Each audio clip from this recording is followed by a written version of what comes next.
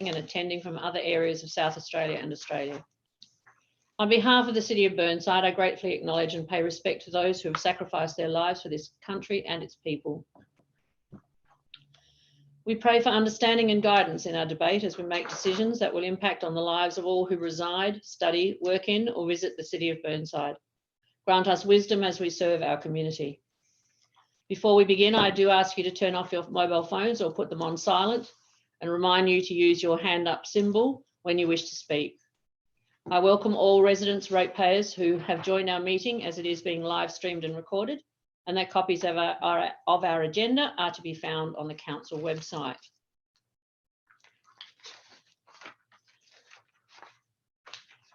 We have no apologies. Does anyone wish to identify any conflict of interest? Yes, Madam Mayor. The CEO and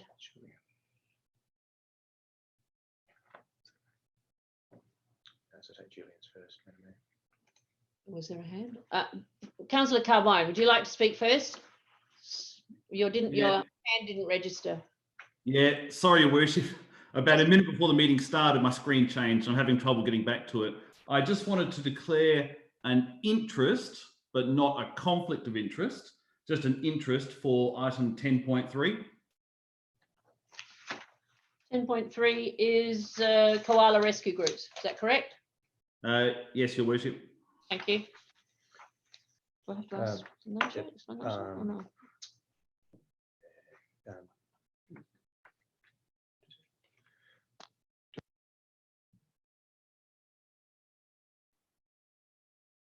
Okay. And CEO? Madam Mayor, I'd just like to declare a conflict of interest in item 10.4, Greenhill Road, Eastwood Medium Strip, due to the fact that I reside in the Air Apartments. Thank you. We have no one with leave of absence. Confirmation of minutes. I'd like a motion to move that the minutes of the last meeting be accepted. Councillor Dawes, seconded by Councillor Piggott. All those in favour? Carried. No, wait a minute. Sorry. Now it's carried. Okay, thank you. Then we have no deputations this evening and we have no petitions. Public question time, as you know, is temporarily suspended. Questions on notice, I have none recorded. Motions on notice, I have none recorded. No, sorry, so we have, there are a number. Sorry, the deferred ones from the previous meeting. The first one is Councillor Carbone, Glenunga, Conningham Street Basketball Courts, 10.1.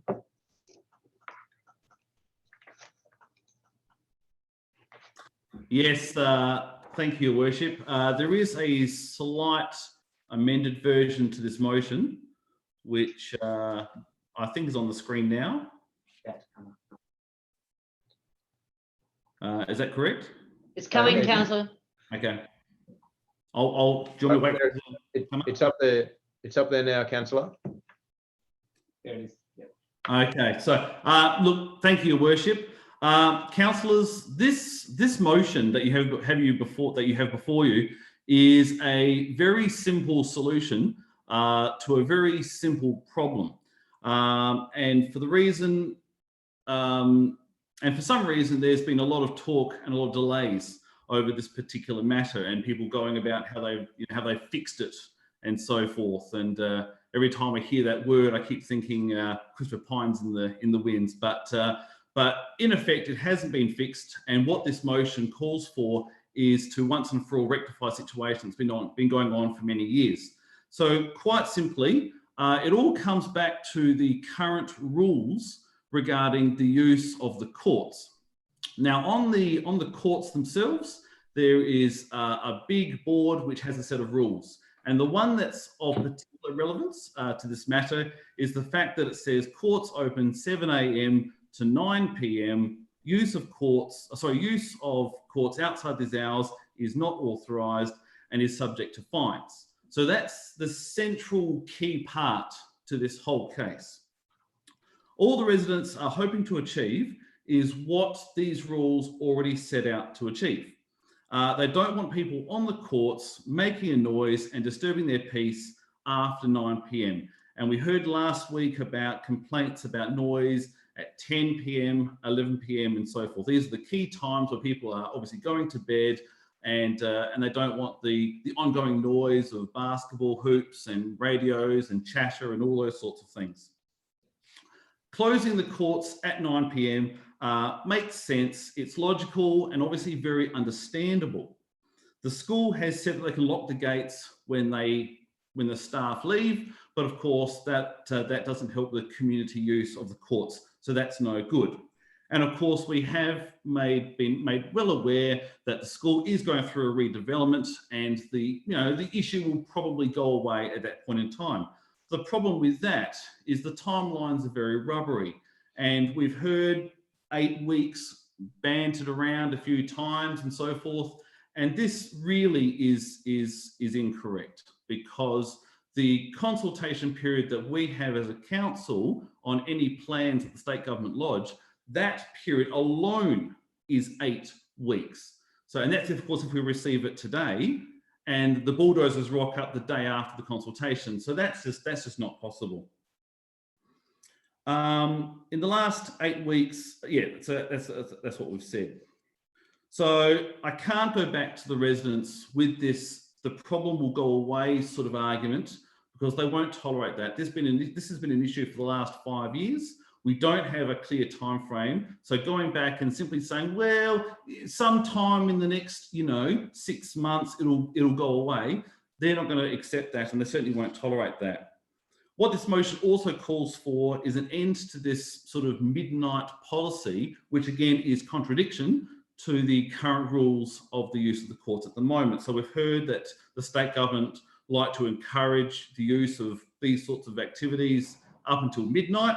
And of course, there's no way any resident would tolerate that. They're not going to tolerate noise and the use of courts, like I said, at 10 p.m, 11 p.m, and so forth.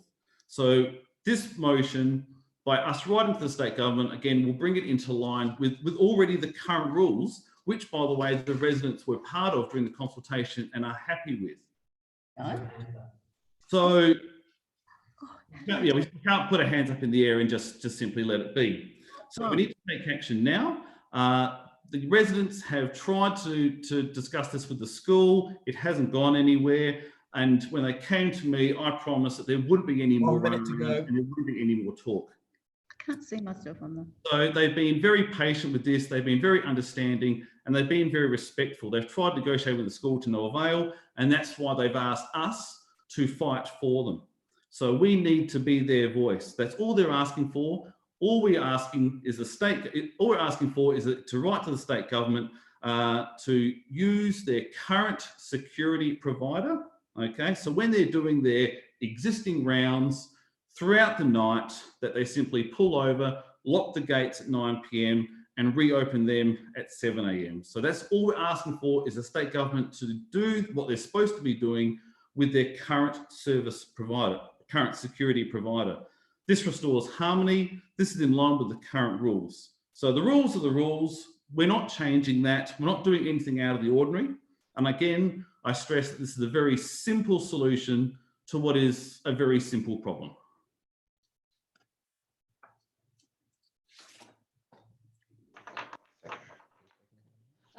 Right, do I have a seconder, please, for this motion? Councillor Jones? Do you wish to speak, Councillor Jones? Yeah, I just want, it seems perfectly sensible to me. I'm happy to second and to vote in favour of Councillor Carbone, who, as ever, is just putting forward the views of his residents. Thank you. Councillor Davis, you wish to speak? Yeah. I think that it's important to understand what our actual job is as a councillor. Our job is primarily around communication. It's about balancing the needs of various groups of residents across our city and finding a solution. Councillor Davis, can I just interrupt for a second? We're getting some serious reverberation.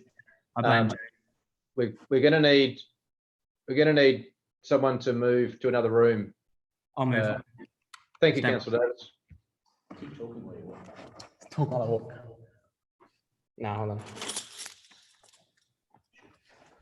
I lose my lollipop. Yeah, yeah. I'd like to be reminded where our role is. We thought it could be a risk, so we tried it on, but clearly to no avail. Is that better? Yes, yes, thank you. Let me turn up my volume. So in my view, our job as councillors is to listen to our community, and is primarily about communication. We need to balance a large number of interests of our residents, from people who are interested in playing tennis to people who want to sleep at night, to people who have parking issues. In order to achieve those aims, we hire an administration. And we have 163 employees that we hire, particularly our CEO and our general managers, who bear the brunt of the work which we put on them. And they're also our highest paid employees. Now, this matters. So when I saw this motion come up and I heard the deputation, I was of the view that it could quite easily be solved. And that is our role as elected members, is to solve problems and to achieve outcomes for our residents.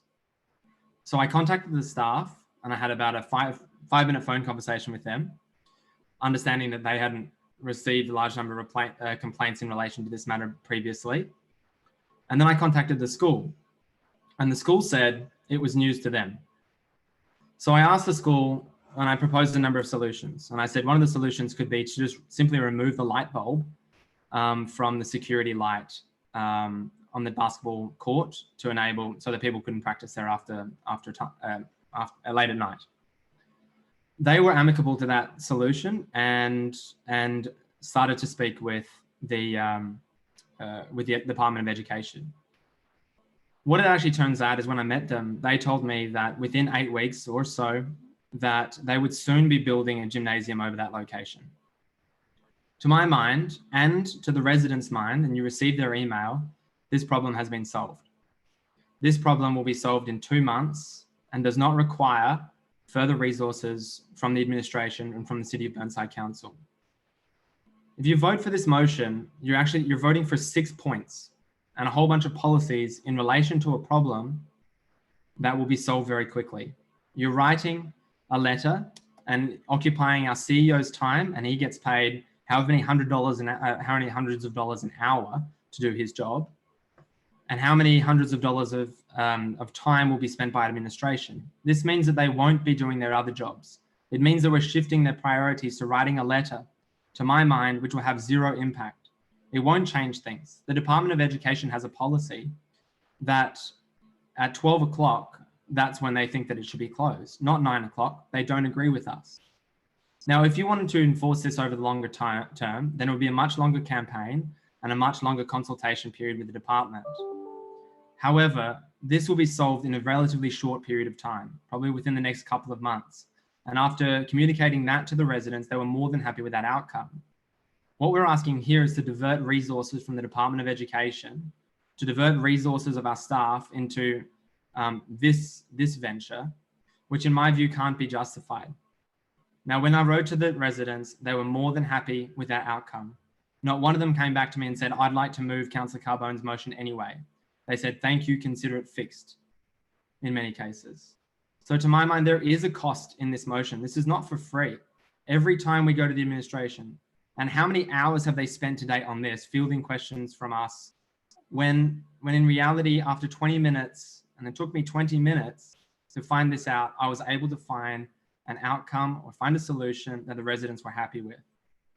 I don't think that this is a behavior. Oh, okay. And in my view, we should vote against this motion, as this entire motion serves no purpose but to waste time.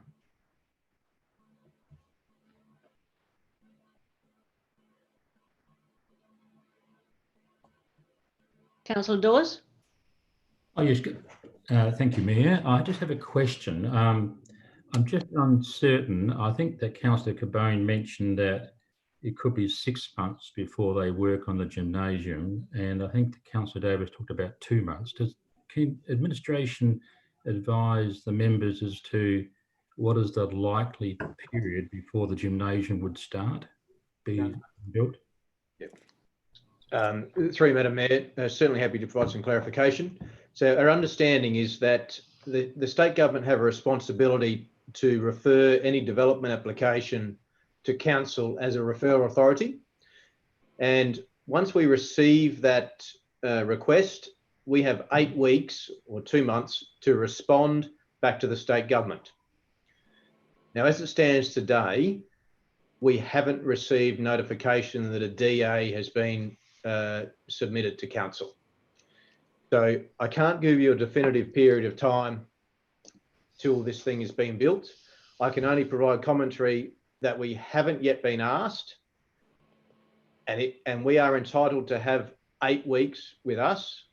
So as a minimum, it's 8 weeks, but I'd suggest it will be longer because the government still has to put in place whatever its mechanisms are following our feedback. Does that provide some clarity, Councillor Dawes? Yeah, so we were saying at least 2 months, and thereafter we don't know how long it will be. That's Correct. correct. Okay, thank you. Councillor Hughes? Just wanted to clarify the 12 p.m. Is that meant to be 12 a.m. closing at midnight or lunchtime? Number 6. If I may, Madam Mayor, we are referring in this conversation to closing at 12 midnight.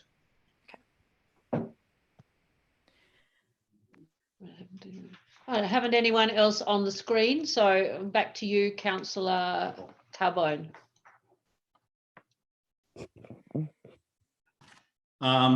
Thank you, Your Worship. Look, I think this goes as a bit of a golden rule that, you know, we really do need to stick to our own patch because there's conflicting information going around. Too many chefs spoil the broth.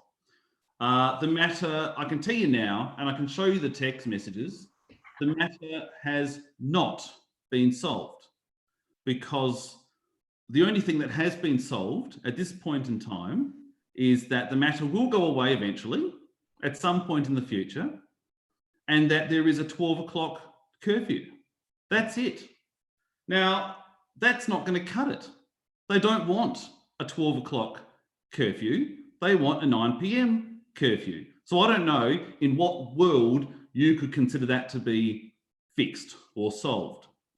And as far as the matter will go away eventually, would you accept the answer that it might be somewhere between 2 months and 6 months? I mean, who knows? Maybe they're still working on the plans. So we really don't have any idea as to how many months this is going to be. And I'd rather err on the side of caution and say longer rather than sooner, because now they're expecting 8 weeks. And that was from a few days ago. So that's not going to happen, is it? So we're misleading our residents and it will just lead to disappointment. So the problem hasn't been fixed. I've got a street corner meeting on Thursday with all the local residents telling me that, you know, there's been, again, more talk, but not actually solving the heart, the key of the issue. And that is noise at 10 o'clock and 11 o'clock at night. So anything other than that is not solving the problem. Yes, it's a balancing act between various interests, but I'm sorry, but I'm usually always going to back the ones who are most affected. And in this case, it's the people on the other side of the fence, the ones who have to deal with it every single night of the week. Okay? And in terms of this being news to the school, well, that's a load of crap. I can tell you now because they do know about it. In fact, some of the emails have referred to previous complaints. So don't buy that for a second. So all we're doing, and I know this has been a lot of talk, but really I was expecting this motion to be a slam dunk and would have been dealt with. Okay, so the only time it would have taken is probably about 10 minutes to write the letter, which Rob would have done anyway, so it's not the CEO's time. And that's it. But instead, this has become a big political issue, which everyone knows it. This is just an attack on me as an elected member, and that's it. So if we just solved this issue last 2 weeks ago, it wouldn't have taken so much time. Again, very simple problem, requires a very simple solution. And this letter, writing to the state government, is doing our part to being proactive in helping to provide a simple solution. And that's it. Those in favour?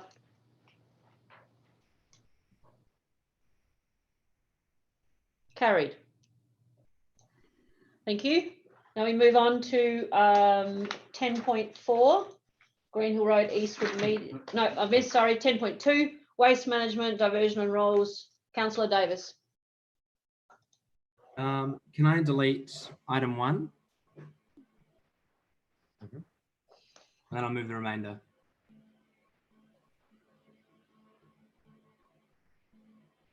Quite simply, I won't speak to it. It's just information that I'd like to have. Thanks. A seconder, please. Councillor Carbone, you wish to second it? And do you wish to speak on it? No? Okay. Councillor Hubel, you're next? No, you've gone. Councillor Davey. Oh, thank you, Your Worship. Yes, I'm happy to support this. I think this information will be very useful. So I commend the motion. I have no one else on the screen. Councillor Davis, do you wish to speak again? No. Oh, wait a minute. No, sorry, Councillor Henschke, you did have your hand, it was behind the button moving up and down. Okay, so Councillor Henschke, you wish to speak? Sorry, what should I do? Unmute yourself. Ah, that's it. Good. Yep, thank you. I did some research and I have a question. I found some answers to these questions in the Local Government Association website. So my question is, will we get more information from these questions, or has the Local Government Association addressed all of this for us already?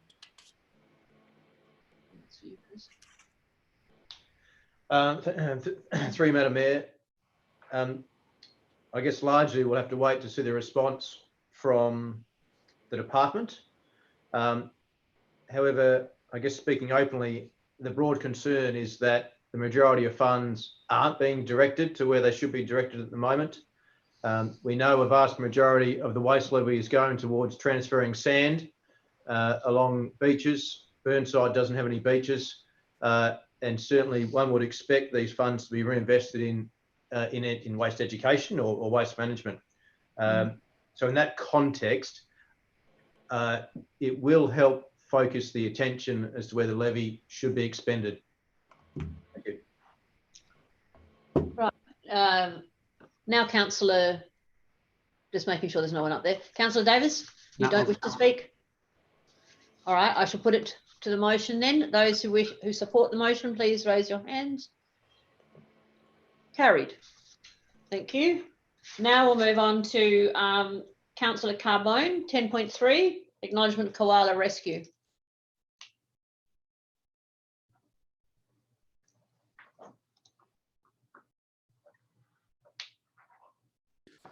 Yes, thank you, Your Worship. The motion is up on the screen, as you see. Councillors, our residents love koalas. Anyone who visits one of our parks on a regular basis will know the thrill and excitement when a new koala is spotted up a tree. Growing opposite Hazelwood Park and with several large eucalyptus trees out on the verge, I grew up with koalas and I and my family are very passionate about them. At a recent council meeting, the way this council acted towards koalas was, to be honest, shameful. A local koala group reached out for assistance and this council and the majority of elected members let them down. It turned into more of a sledging match, criticising me. Excuse me, Councillor Carbone, if I can just interrupt for a second. Yep, Councillor Davis has moved that the motion be put. I don't have to do it. Again, what, Your Worship, this is unfair. This happens all the time for me. I think that I'm doing you a big favour here, Councillor Carbone. I'll be the judge of that. Okay, now. So move the motion be put. I don't think that it's a good idea. Do I have a seconder for the motion to be put? Councillor Davey has seconded it. So I will put the motion. All those in favour?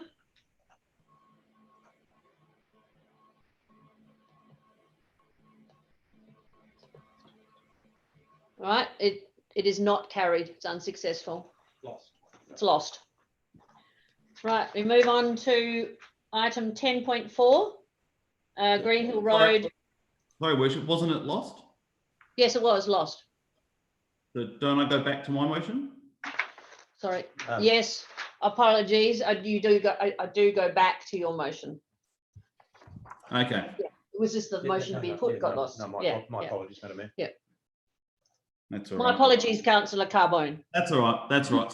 So councillors, what happened? All I'm saying is what happened a month ago when a group reached out for assistance, in my opinion, was shameful. It was an act of betrayal to all of our koala volunteers.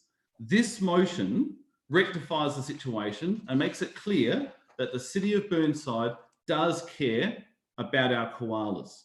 Our 3 koala groups put in thousands of hours rescuing and caring for injured koalas. Koalas that have been hit by a car on our roads, attacked by a dog in our parks. At all hours of the day, rain, hail or shine, they are out there taking part in work that's not glamorous and more often than not heartbreaking. Our community will not tolerate seeing an injured koala, and these groups come to the aid in often stressful and difficult situations. I recently visited one of the clinics that care for our injured koalas. I saw koalas from Burnside in their care. One of the volunteers was literally sleeping overnight at the clinic due to the high care requirements of one of our koalas in their care. They support us and they support our community. And this motion will make it clear that we will return the favour and we will support them.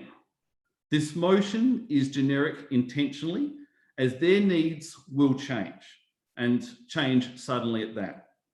It could be an urgent delivery of a load of eucalyptus trees. It could be the promotion of the emergency numbers of the koala groups in parks. It could be distance reminder signs in parks, road warning signs, or like last time, a simple letter to the government asking for them to support the group. Things are very minor. These things are minor, not costly for us, if anything, but have a major impact on the safety of our koalas. So in summary, they support us and it's time for us to support them. You will not make this about me. You will make this about these guys. I need you to support this motion and to support the work that our koala groups do in Burnside. A recent social media post on this matter on my council pages received almost 500 likes. But the question remains, will you join them? Will you support me and my motion and our koala groups? Please support this motion and please support our koala groups. Councillor Henschke, does your hand up to second this? Yes. Okay, go ahead. Oh, well, I fully support the protection of koalas. In fact, you know, they're an iconic native species and they are protected by law in South Australia.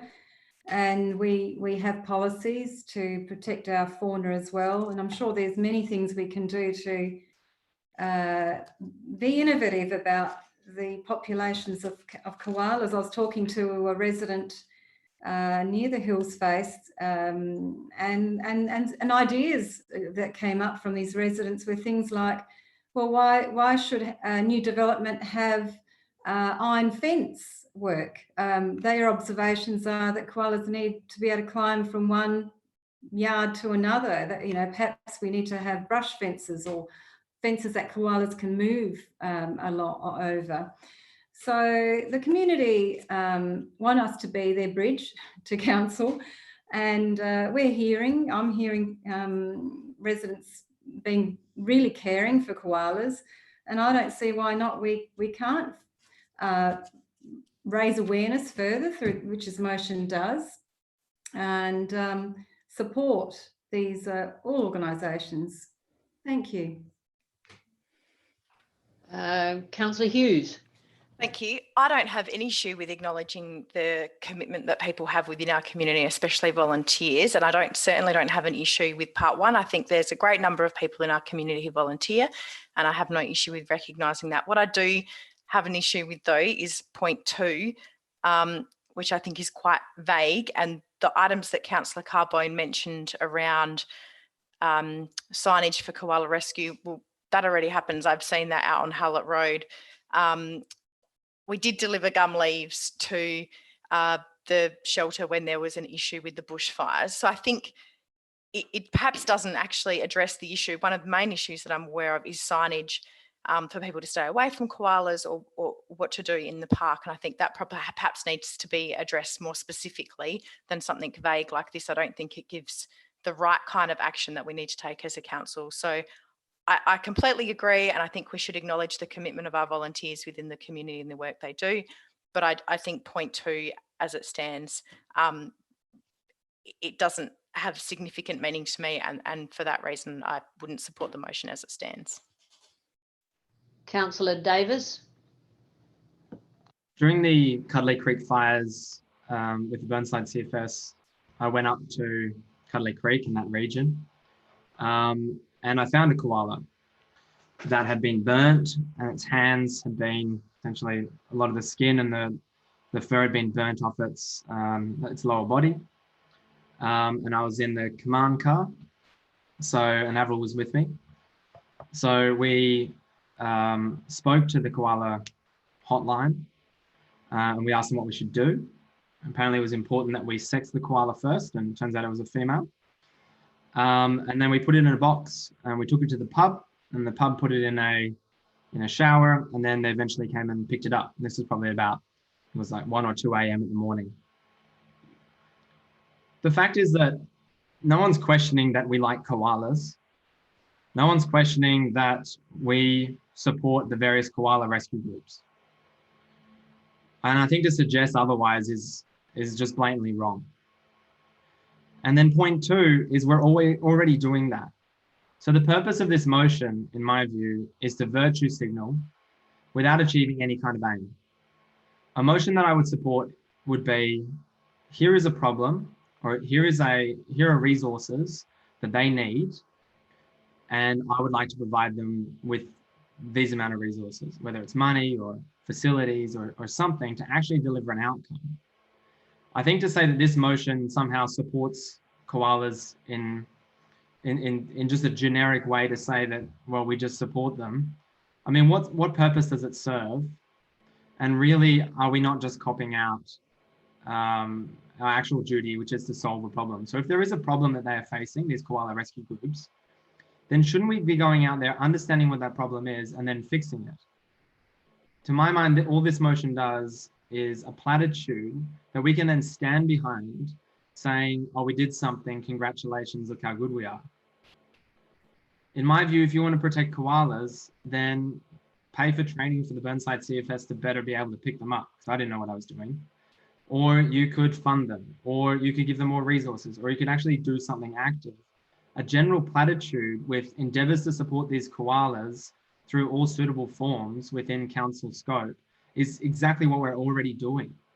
So I think it's an absolute cop-out to kind of move a motion like this and to keep bringing motions like this, which have no impact and no effect. I would like to see Councillor Carbone identify a problem and come up with a solution, or ask the administration to see how we can help if there is a problem to be solved. And I think the major one at the moment is that they need a place to base out of. So that's the motion that I would like to see, not a generic thing which really serves no purpose that Burnside Council can stand behind, but really, are we being responsible by passing a motion that is just a platitude? I mean, what is the effect of this motion? I think the effect of this motion is to placate someone who says that we're not doing enough, rather than actually listening to the solution or listening to the problem and finding a solution to what they have. So then you can vote for it, but it's meaningless. And really it takes away from the power of this chamber, because we're not solving problems now, we're just virtue signaling. I guess, is that something that Burnside Council does now? Councillor Davey. Oh, thank you, Mayor. I don't have a problem with part one, although, yes, I'm not sure who the various groups are now, and I know there are quite a few, but I know they're doing fantastic work and that they have done, stepped up and made some fantastic rescue efforts and rehabilitation efforts and care post the bushfire. I personally have helped, being in Hazelwood Park every day, rescue so many koalas. It's not true, especially in the droughts and when we have had a lot of really sick koalas with kidney disease, unfortunately. But I have a problem with number 2, where I'm not sure what the intention of this part of the motion is. I've actually moved in the past, and the administration are working on planting tree corridors to support the koalas as they come down through the hills, so that they've got some, appropriate trees and feed. And that's certainly a long-term strategy. We've got some signage, but when I raised the issue, I was actually criticised for highlighting the fact that there are koalas around, because people feel it draws attention to them and they get stones thrown at them and that sort of negative behaviour. So I'm a bit confused about if there's a particular issue that we can help with, I'm more than happy that council step up and help with that. But I'm not really sure what the intent of this is. So I'm having problems supporting it as it stands at the moment. Thanks.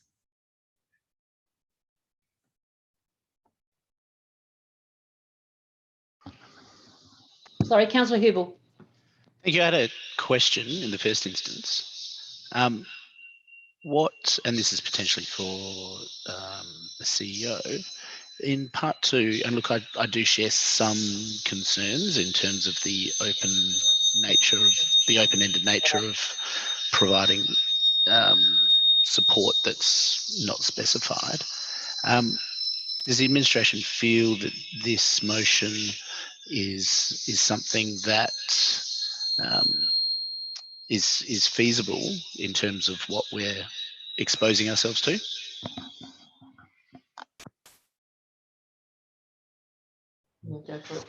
Through Madam Mayor, Councillor Huber, I might say we just got some really excessive feedback from your system. I don't know if you could hear it in your ears at the time. No.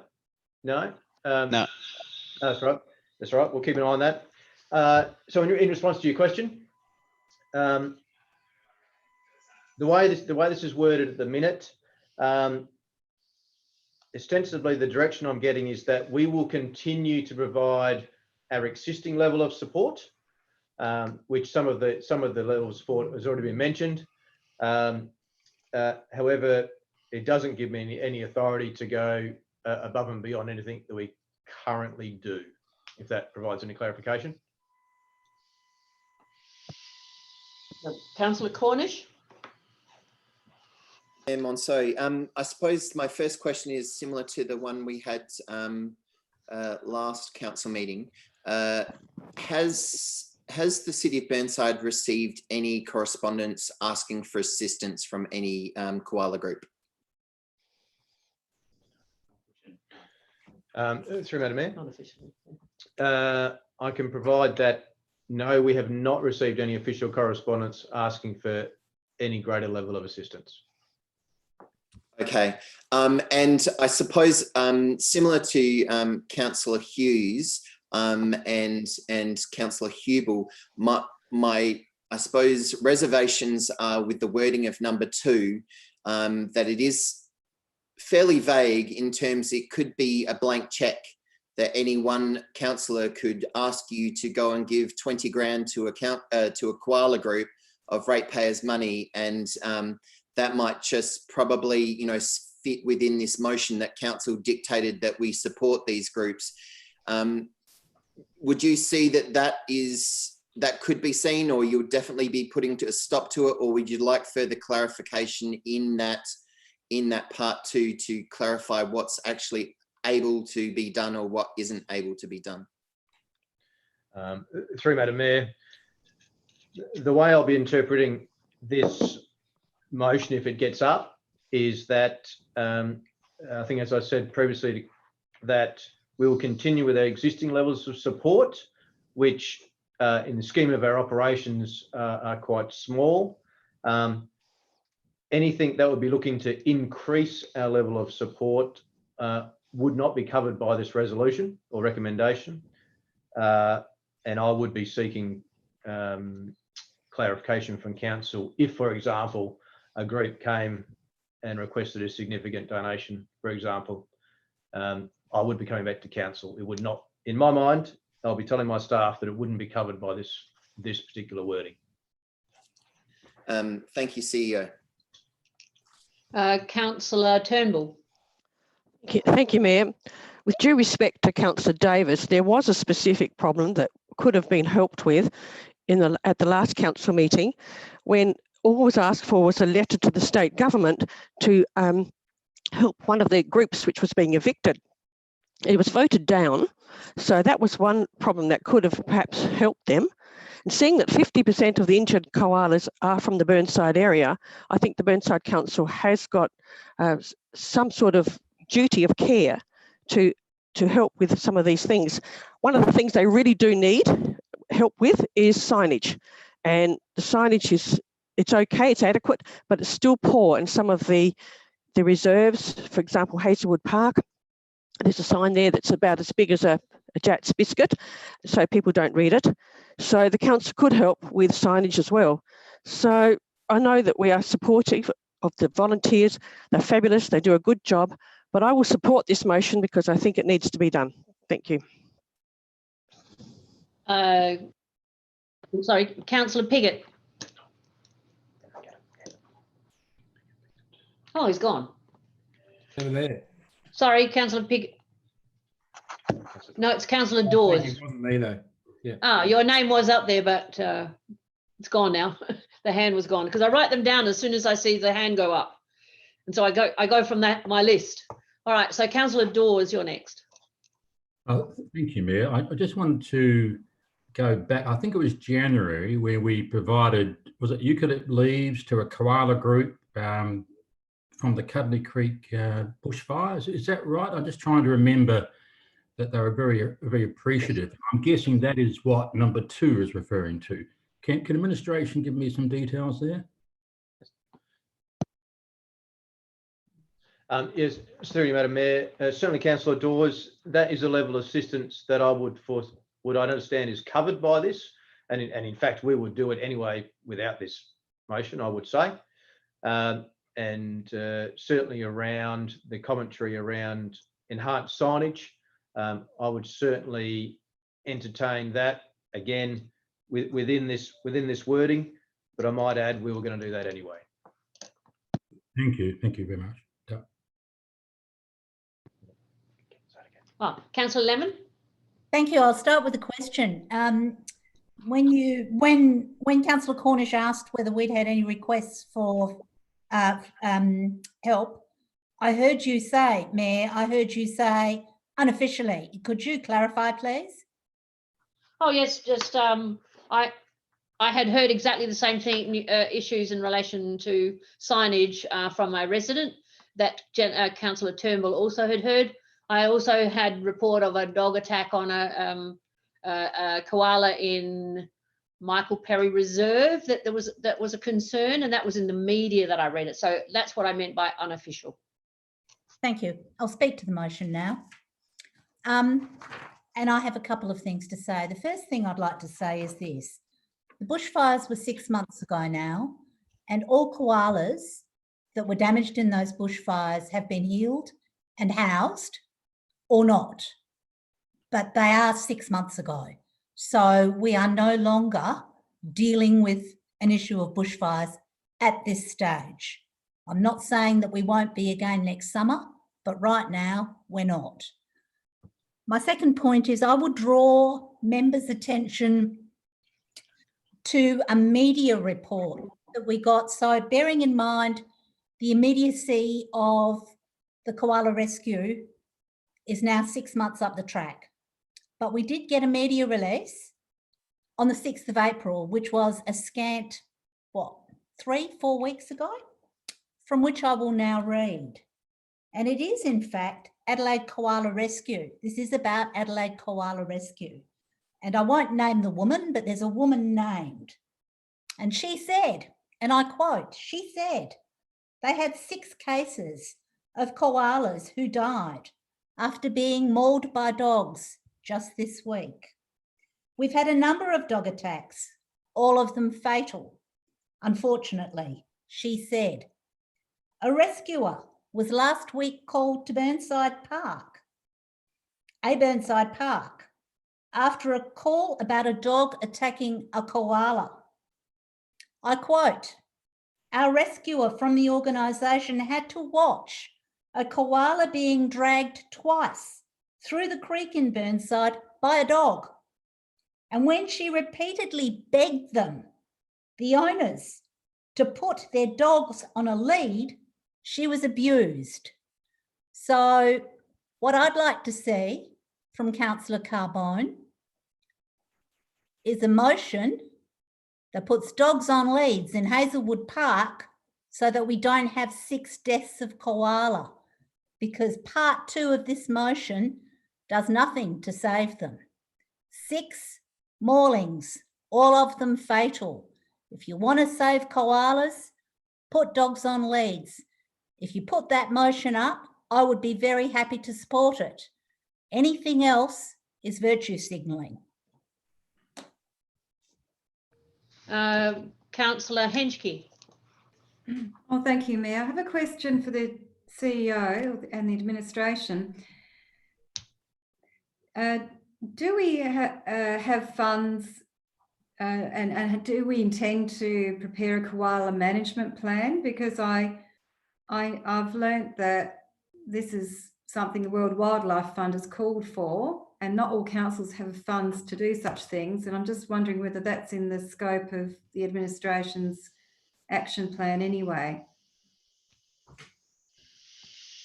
And if not, maybe we can address that if that's a big problem. But if it's being addressed as part of business as usual.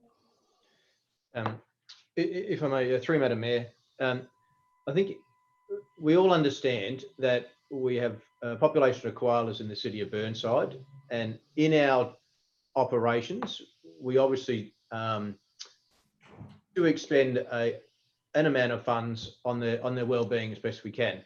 We haven't got a particular fund set up, and if that was something the council wished to entertain, we would need a separate discussion on that to understand the parameters and scope. But certainly, from my understanding, we currently, I would say, meet the needs in terms from the city's response. And in fact, I think we're working quite well, particularly with the predominant koala rescue organisation, to work collaboratively with them to get good outcomes. And I don't necessarily perceive it being a matter of money at this stage. Thank you. Councillor Hubel, you wish to speak now or not ask another question? Yes, I would, Your Worship. I would actually like to move an amendment, if I could, please.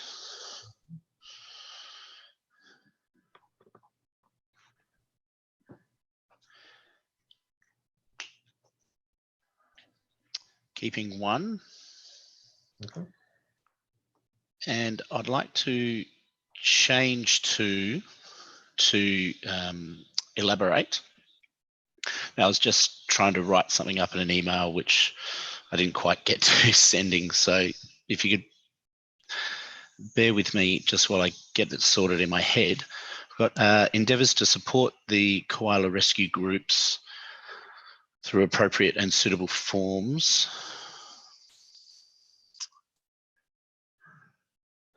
Full stop.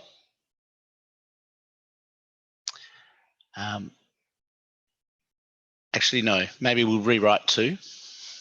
Sorry, I'm composing it in my head as I'm going here. So number 2 should now read, the council will write to koala rescue groups and independent individuals who engage in koala rescue. I'm sure there's a more elegant way of saying that, so please feel free to jump in and help me. Inviting them to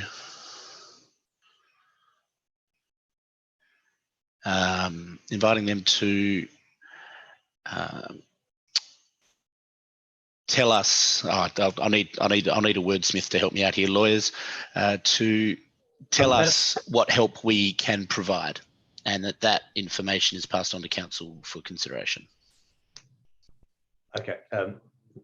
Thank you, Councillor Hubel. I was just going to ask you what was your intent, and it was the last few words that you said there. I'm sorry for my fumbling there. No, that's okay. If you just give us a couple of moments, we'll have a look at the word. Understood.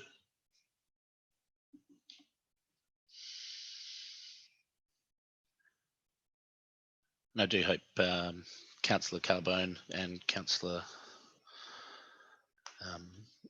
Jones are not too adverse to that. My intentions are to assist.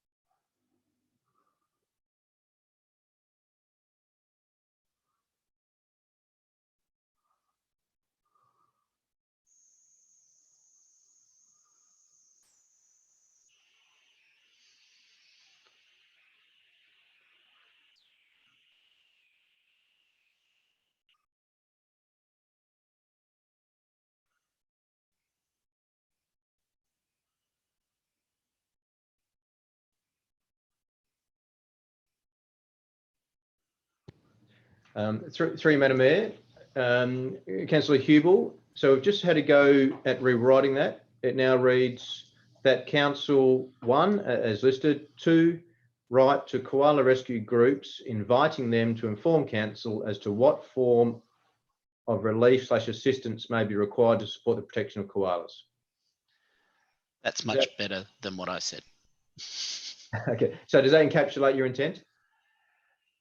Yes, but I think there just needs to be something that, that was obviously, I think there's an assumption that that correspondence would be passed on to council for our information and consideration.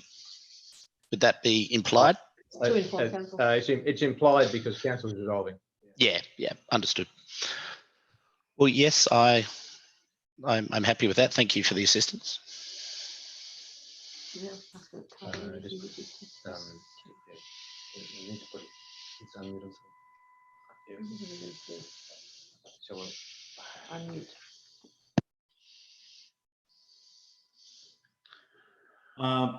Your Worship, if I may, I'm happy to accept that as get on board.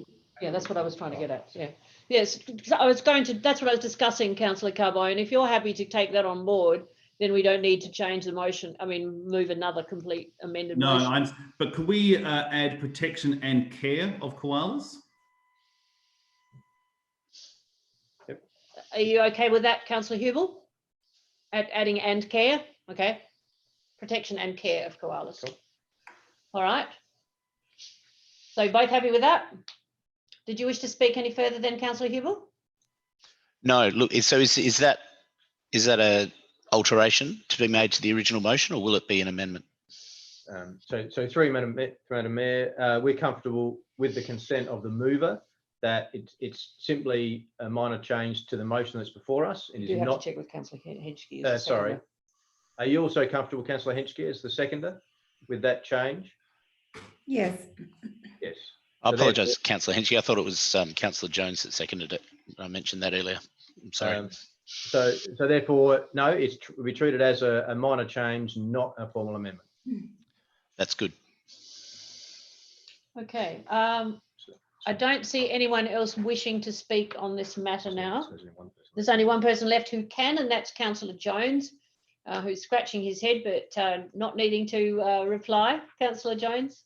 All right. So I will then go back to Councillor Carbone and see if he wishes to summarise. Yes, thank you, Your Worship. I suppose I can't help myself. I need to reply to some of the comments that have been made. I know it's obviously changed, but there were comments around, the motion being vague. And I suppose I kept it vague on purpose, and obviously it's since changed anyway, but that was to avoid the motion itself being vague, because otherwise we're just saying, thank you for all your great work, full stop. And I hate those sorts of motions. What I was trying to do, and this motion you have before you today, is still achieving that. And that's, we thank you, but we're going to go one step further. Okay.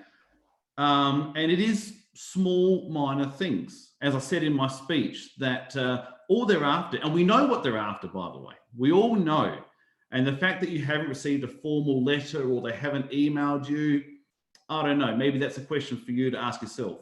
But they've certainly asked me, and I know they've been asking others. Okay, so we all know what they want. And they're small, minor things. Okay, when it comes to leaves, a regular program of deliveries. We've talked about signs. Now, yes, okay, the CEO mentioned they're going to happen anyway, but they've been asking for years for these signs and haven't gotten anywhere. In terms of, little things like writing letters. So they have come to us in the past and they have asked us for things, okay, and we've told them no. And the biggest example was a month ago. And why you voted no, I've got no idea, but you did, okay? So this motion, this amended motion, rectifies the situation, because as it stood with the last motion, it said effectively that any koala group that comes looking for assistance isn't going to be helped. So this rectifies the previous motion and says we are here to help, we are on board, and whatever you need, assuming it's small and minor, there's no $20,000 checks going on, but as long as it's small and minor, we'll help you out. Okay. Yeah, so in terms of the bushfire comment, go to the clinic. Go to the clinic. The koalas that were in the bushfires are still there. They're still recovering. Okay, so, and in terms of dogs on leads and so forth, okay, dogs is one matter, okay, but it's only half the issue. We've still got a lot of koalas being hit by cars. And how are we going to address that one? So don't look for excuses not to support this motion. All this happens all the time. You're looking for a little get out clause, to avoid voting in favour. Look for the, seek inspiration. Look at the reasons why you should vote for it rather than the reasons why you shouldn't. In summary, they do a lot of work. And if you don't know what they do, trust me, they do. They do a lot of work. And we need to stand shoulder to shoulder with them to say, we are with you every step of the way. Whatever you want, we will give it to you. That's all this motion is trying to achieve. Thank you. Right, I'll put the motion. Those in favour? Carried. And I just wish to say, sorry, Councillor Piggott, the CEO marked you off as having spoken already and you hadn't spoken. I did have your name on my list because your hand was up there, but whether that was a mistake or a slip of the hand, I'm not sure, but that's where he recorded it from. So apologies, you did not speak. It's okay. I reckon I've been here an hour and not spoken, which is going to be No, I know. All right, so we move on to 10.4 Greenhill Road, and in the absence of our CEO, Mr. Cant will answer any questions that are required of administration. He is online. So I think it's Councillor Carbone.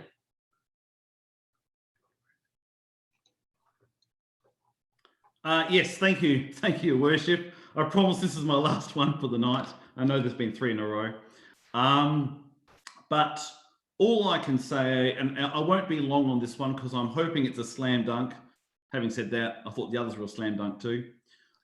This is an issue that came about at the council elections. I had a street corner meeting out the front of the Air Apartments, and I had about 25, 30 people attend. And one of the main issues they raised was the median strip out the front of their building. And we are talking about the strip from Fullerton Road all the way down to KFC. So it's that stretch we're talking about.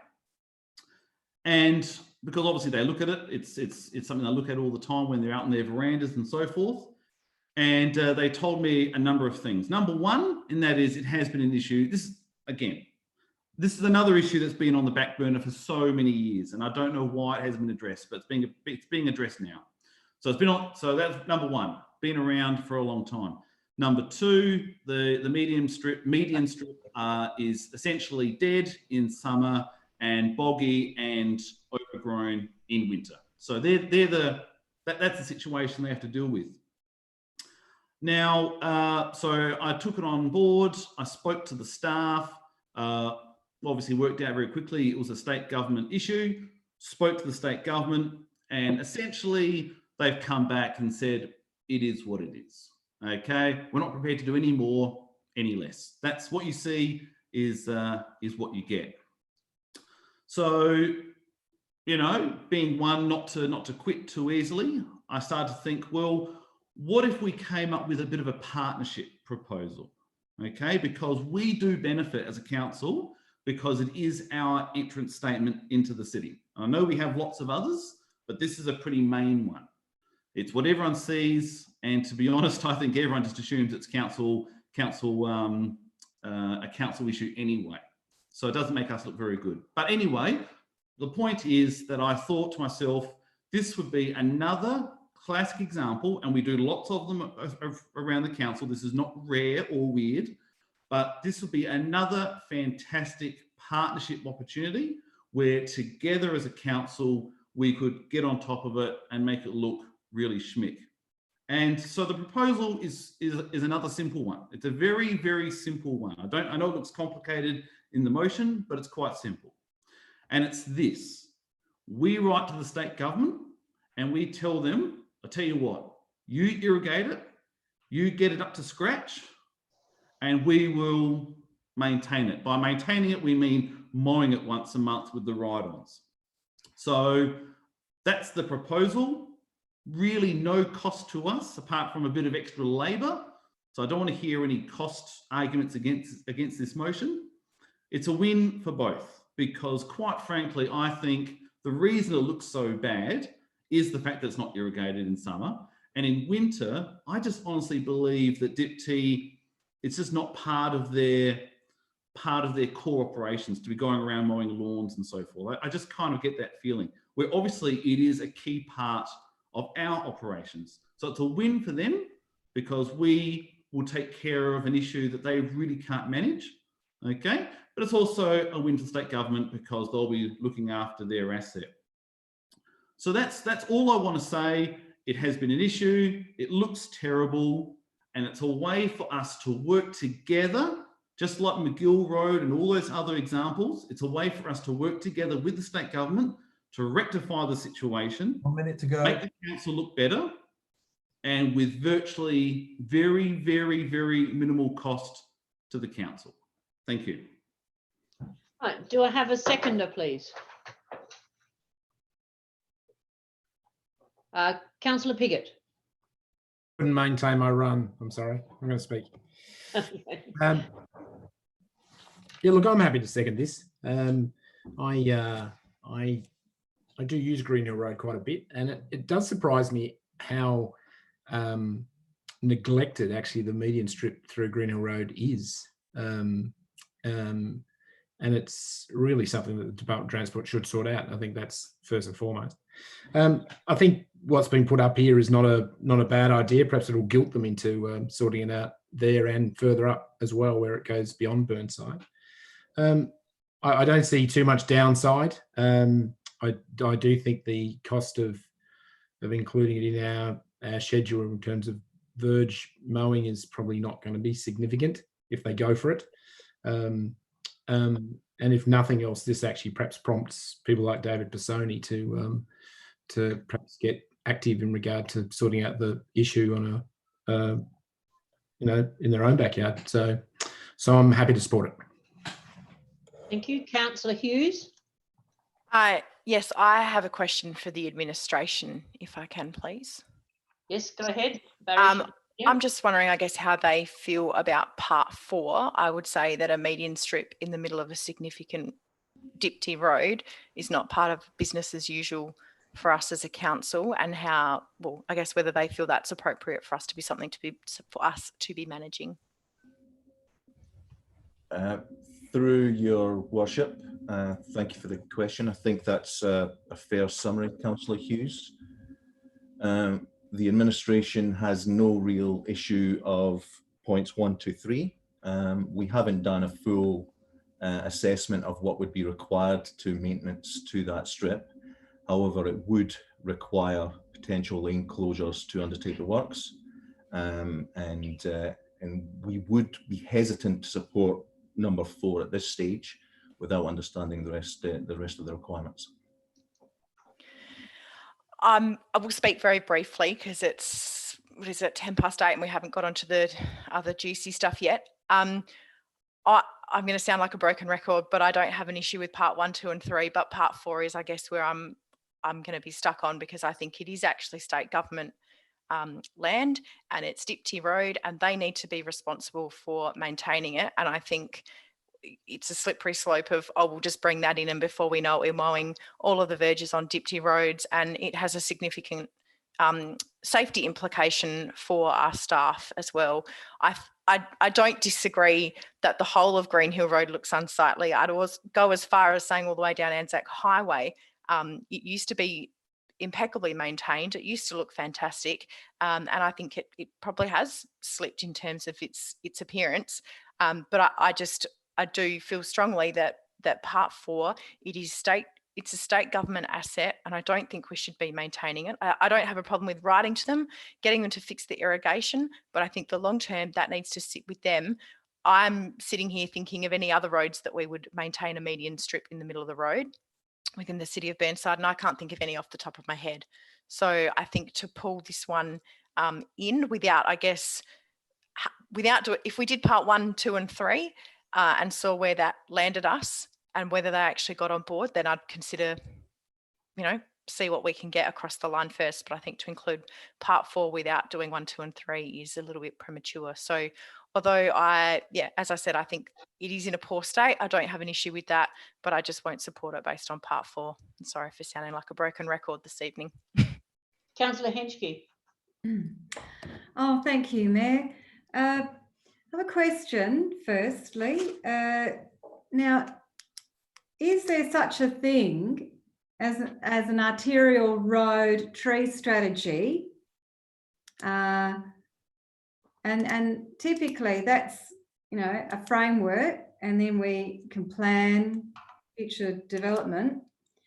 And as Councillor Hughes said, yeah, it's not the only arterial going through the city of Burnside. And we do need to make sure our arterials have a visual, send a visual message and a characteristic of our city, which is trees. So I'll be grateful for an answer from the administration to enlighten me, please, and the chamber. Through your worship, these are not our arterial roads. The median strip there is owned by Dipty.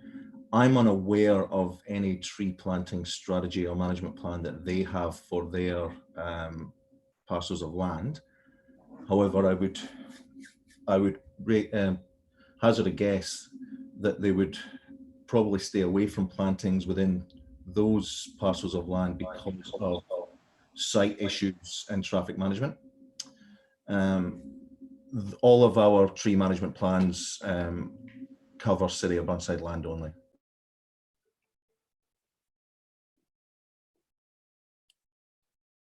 Did you wish to speak, Councillor Henschke, or you just wanted a question? Just a question, thank you. Right, next is Councillor Lemon. Yes, I have a question also. Does administration have a rough idea of how many vehicles go through that intersection heading in either direction, east and west, on a daily basis? Do we know? Sort of, kind of, maybe? I'll defer to Mr. Cooper on this one to jump in if he has the answer, but we may have to take that one on notice. Mr. Cooper? Through the chair, yeah, we'll have to take that on notice, I'm afraid. Okay, and I have a follow-up. You said earlier on, Barry, that were we to mow it, we would close lanes because it would be dangerous to do so in any other way. Is that what you meant? Did I hear that correctly? Based on my initial analysis of the land, that would be my recommendation. Because we would have to mow up to the edges of that strip, which is immediately adjacent to both roads, including turning lanes, it would be likely that we would have to apply for road closures, but that would just be an assumption at this stage. And applying for road closures, we just can't do it. We apply through DIPTI? That's correct, and it would come at a potential cost as well. To Burnside, or DIPTI would just wear that? That would be a conversation we'd have with DIPTI, but I would guess it would be at our cost. Thank you. Did you wish to speak, Councillor Lemon? No, not just yet. Okay, that's fine. Councillor Dawes then. Thank you, Mayor. Yeah, I'm the same as the broken record of Councillor Hughes here. Number 4, I would prefer that was removed. I'm happy with 1, 2 and 3, but the other thing I do worry about, and I'm going to say it, and he's already left the room, but if this gets through, I'm sorry, that puts our CEO in a very difficult position. Even though he indirectly benefits, has nothing to do with this resolution, I just feel it's just so wrong to put this forward at this time. So happy with 1, 2 and 3. I'm hoping that the mover and seconder will perhaps remove number 4 because you get my vote if that occurred. Thank you. Councillor Davey. Thank you, Mayor. I have a question to start off with. While I agree with 1, 2 and 3 and support those in principle, I've got some concerns about setting a precedent for management of DIPTI roads and us getting involved in that. And I just wondered if there are any other precedents for this, and what other median strips do we have, and roundabouts, I would assume, that DIPTI maintains. Through your worship, in my conversations with the senior management at DIPTI, there are some councils that do have an agreement with DIPTI to allow them to upgrade or maintain DIPTI's assets. In those circumstances, through consultation with DIPTI, it's at council's cost to do so. I can't think of any other DIPTI assets in Burnside that we maintain, but I could be wrong. But that's the position of DIPTI when I spoke with them. Thank you. I've just got a follow-up question. Can I just clarify that they maintain the Feathers roundabout at Greenhill and Glimburn Road? Is that right, Mr. Cant? Through your worship, I believe that is correct. Thank you. I'll just have a few words to say. I support in principle numbers 1, 2 and 3, but I don't think it's up to us to impose this on the staff and our residents in terms of any cost implications. I really think that sending letters and getting our MPs to get Dipti to accept responsibility for maintenance, because it is, I agree, it is, should be beautiful infrastructure, but they should be maintaining it. So that's my stand. I can't support this as it stands. Thanks. Councillor Cornish was there, but you've taken your hand down. So then it's Councillor Piggott with a question. Yeah, question, Madam Mayor. Just if this was to lose, would you allow me to run an alternative motion with just 1, 2, and 3? What do you think?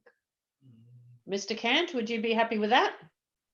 Rob, is that allowable? Through your worship. I'm just doing some checking. Yeah, through your worship, Madam Mayor, if Councillor Piggott would like to foreshadow that, you can certainly permit him to do so. Okay, thank you. Since you're in that acting role temporarily. Thank you. All right, so you've got your answer, Councillor Piggott. Thank you. Okay. Councillor Henschke, you wish to speak because you've only asked questions so far. Yes, one more question, please, Mayor. Yes, that's fine. It's item 3 refers to seeking installation of irrigation to ensure grassed medium strip. In my mind, I'm imagining a bright green medium strip. Am I wrong there, or are we talking about possibly Indigenous grasses? You know, because we've got the parklands across the road and it's all native.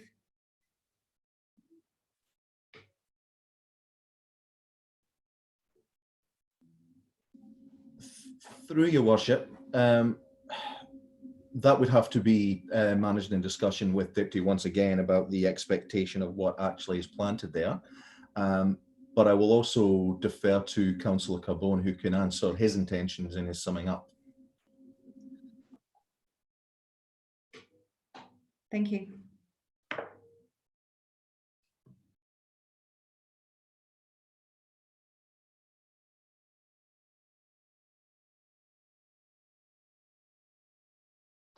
Sorry, I've got the microphone off. Sorry, Councillor Piggott. If this, I've just had some governance ruling on your suggestion or what you wanted to do.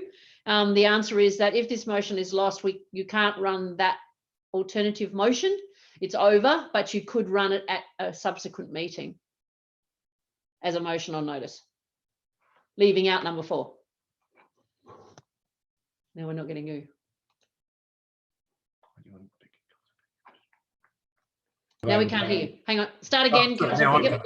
Yeah, that's right. Is that, I just want to know, is that the rule irrespective, or is there something special about this motion? No, that's the rule specific. That's the rule across the board in relation to once a motion's lost, it's lost and it can't be brought up again in another format. Certainly in years gone by, that's been and perhaps in this term of council, that's been a possibility. But if that's the situation, that's Councillor shaking his head. So no, apparently it's because it's a motion on notice. Oh, I see. I see. Thank you. Because it's a motion on notice. Okay, thanks. Sorry about that confusion. Okay. That's right. I would have been happy with it, but procedurally. No, it's okay. Okay. No one wants to go to jail. No, that's right. So we are now, I'm just looking at the hands. Councillor Cornish wishes to speak. Thank you, Mayor. I will try and maybe save it and move an amendment by removing 4, if you'll accept it. Well, it is, this is an interesting one. It's a removal of a whole complete piece of the motion. Mr. Cant, what's your advice on this, or Mr. Cooper?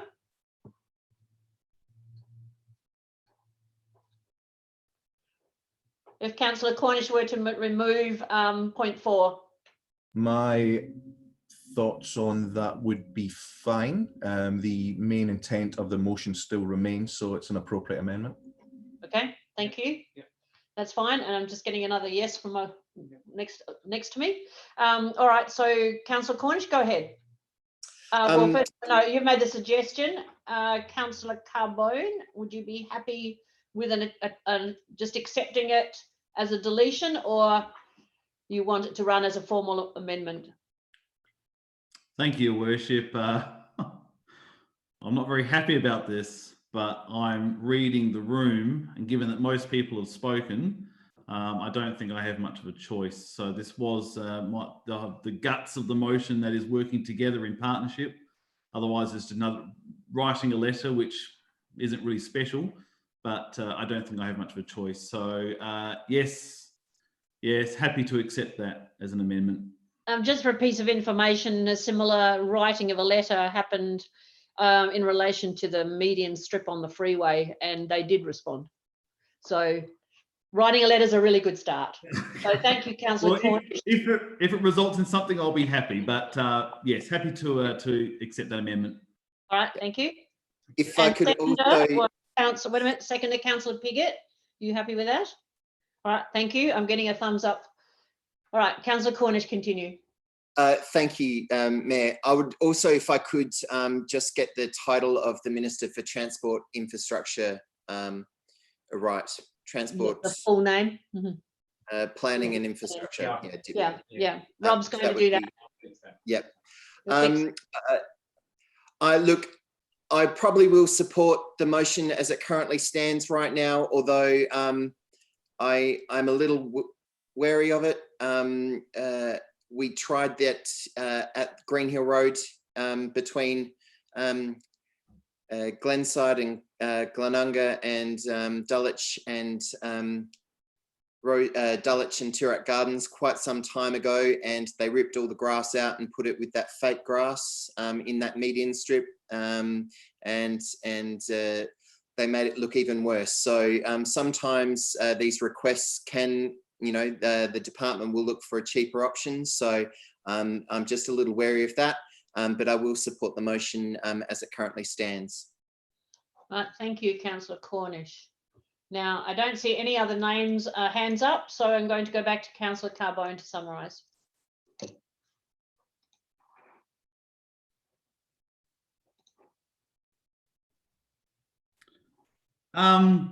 Yes, thank you, Worship. I think I'm a little bit weirded out by that last comment that this could actually backfire, and we could find that the state government rip up all the lawn and put gravel down or something. So that's why, I was proposing the partnership. And I suppose all I'd say is people would say, oh, it sets a precedent.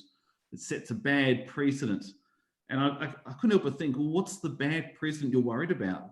Us working together with the state government on a joint project? Don't we do that every day?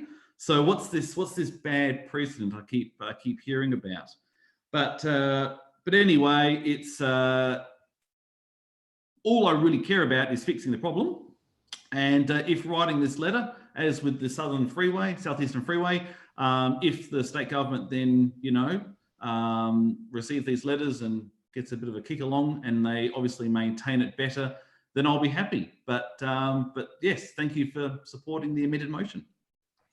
Right, those in favour? Carried. Right, so the motion is carried, and we move on to questions without notice. There aren't any as far as I am aware. Motions without notice, I'm not aware of any. Rob, would you mind letting Chris know to come back? Reports of officers. First one is deferred from the previous meeting, 13.1.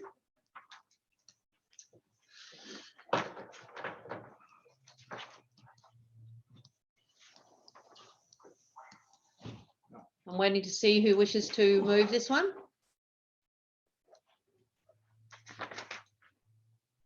Councillor Davis. Sorry.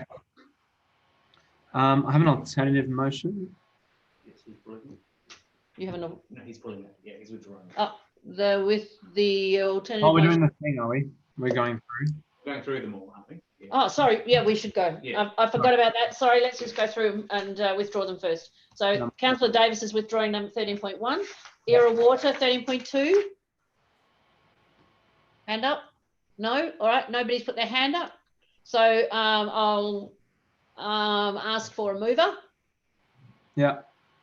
And a seconder. Yes, Councillor Davis and Councillor Hughes. All those in favour? Carried. The audit minutes of the audit committee for receipt, 13.3. Anyone wish to withdraw that one? No. All right. Who would like to move it then? Councillor Davey, you're moving. I have a question.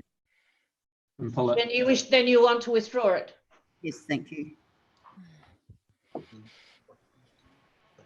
13.4. No one's raised their hand, so can I have a mover? Councillor Cornish, seconded Councillor Davis. All those in favour? Carried. 13.5, City Development Safety Policy Review. Councillor Henschke, you wish to withdraw it? Sorry, you must have just hit your button. It's gone again. Okay, accident. All right. No one wishes to withdraw that? Hang on, I can't keep up. I can't keep up. All right, we're on 13.5. Sorry, I've got too many screens going. Sorry, 13.5. Yep, sorry, I'm not back in the game. Right, does anyone wish to withdraw that for discussion? Otherwise, I will seek a mover. Thank you, Councillor Davis. Seconded Councillor Hughes. No, Councillor Cornish. Seconded Councillor Cornish. Thank you. Those all in favour? Carried. City Development Safety Policy Reviews 13.6. You with us, Councillor Hughes? Okay, so Councillor Hubel, you wish to withdraw that one? Yes, please. 13.7. Anyone would wish to withdraw that one? Yes, please. Councillor Davey. 13.8, Urban and Community Policy Reviews. Councillor Henschke, you wish to withdraw that one? Yes. Preservation, repair, maintenance, further development of understory 13.9. I think Councillor Jane wants that Davey. one. Commonwealth Home Support Program. No one, so who would move it, please?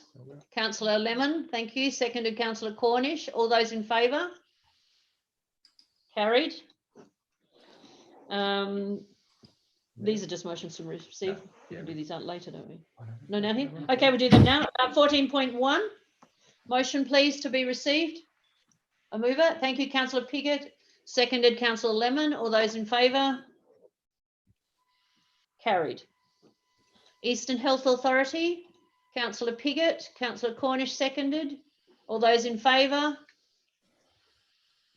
Carried. Nothing from Highbury Landfill or Era Water or Eastern Regional Alliance. Brownhill Keswick Creek Stormwater Board. Councillor Henschke, you're moving, and Councillor Davey seconding. Those in favour? Carried. Mayor's report. Thank you, Councillor Cornish. Seconded Councillor Davis. All those in favour? Carried. Reports of members, delegates, working parties, please submit any requests or anything to be added to Rob as soon as possible, please. Number 17, we have to move a motion on that? Just to be received. Just to be received. Motion to be received. Councillor Hughes, seconded Councillor Henschke. All those in favour? Carried. Any other business? I'll come to that later. Okay. All right, we go back now then to 13.1. I believe that was Councillor Davis.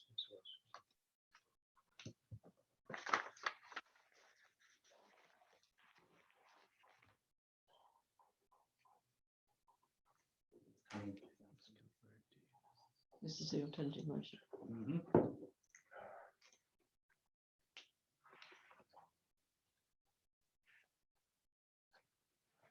Would it be helpful, Your Worship, if I read it, or?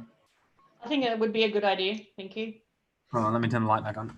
I'm not sure what people at home can see. They can't see that at all, can they? That council liaise with Parkrun Australia to explore the feasibility of an ongoing parkrun event at either Kensington Gardens Reserve or a suitable area within Mount Osmond, taking into account the need of all users and limitations associated with the two sites.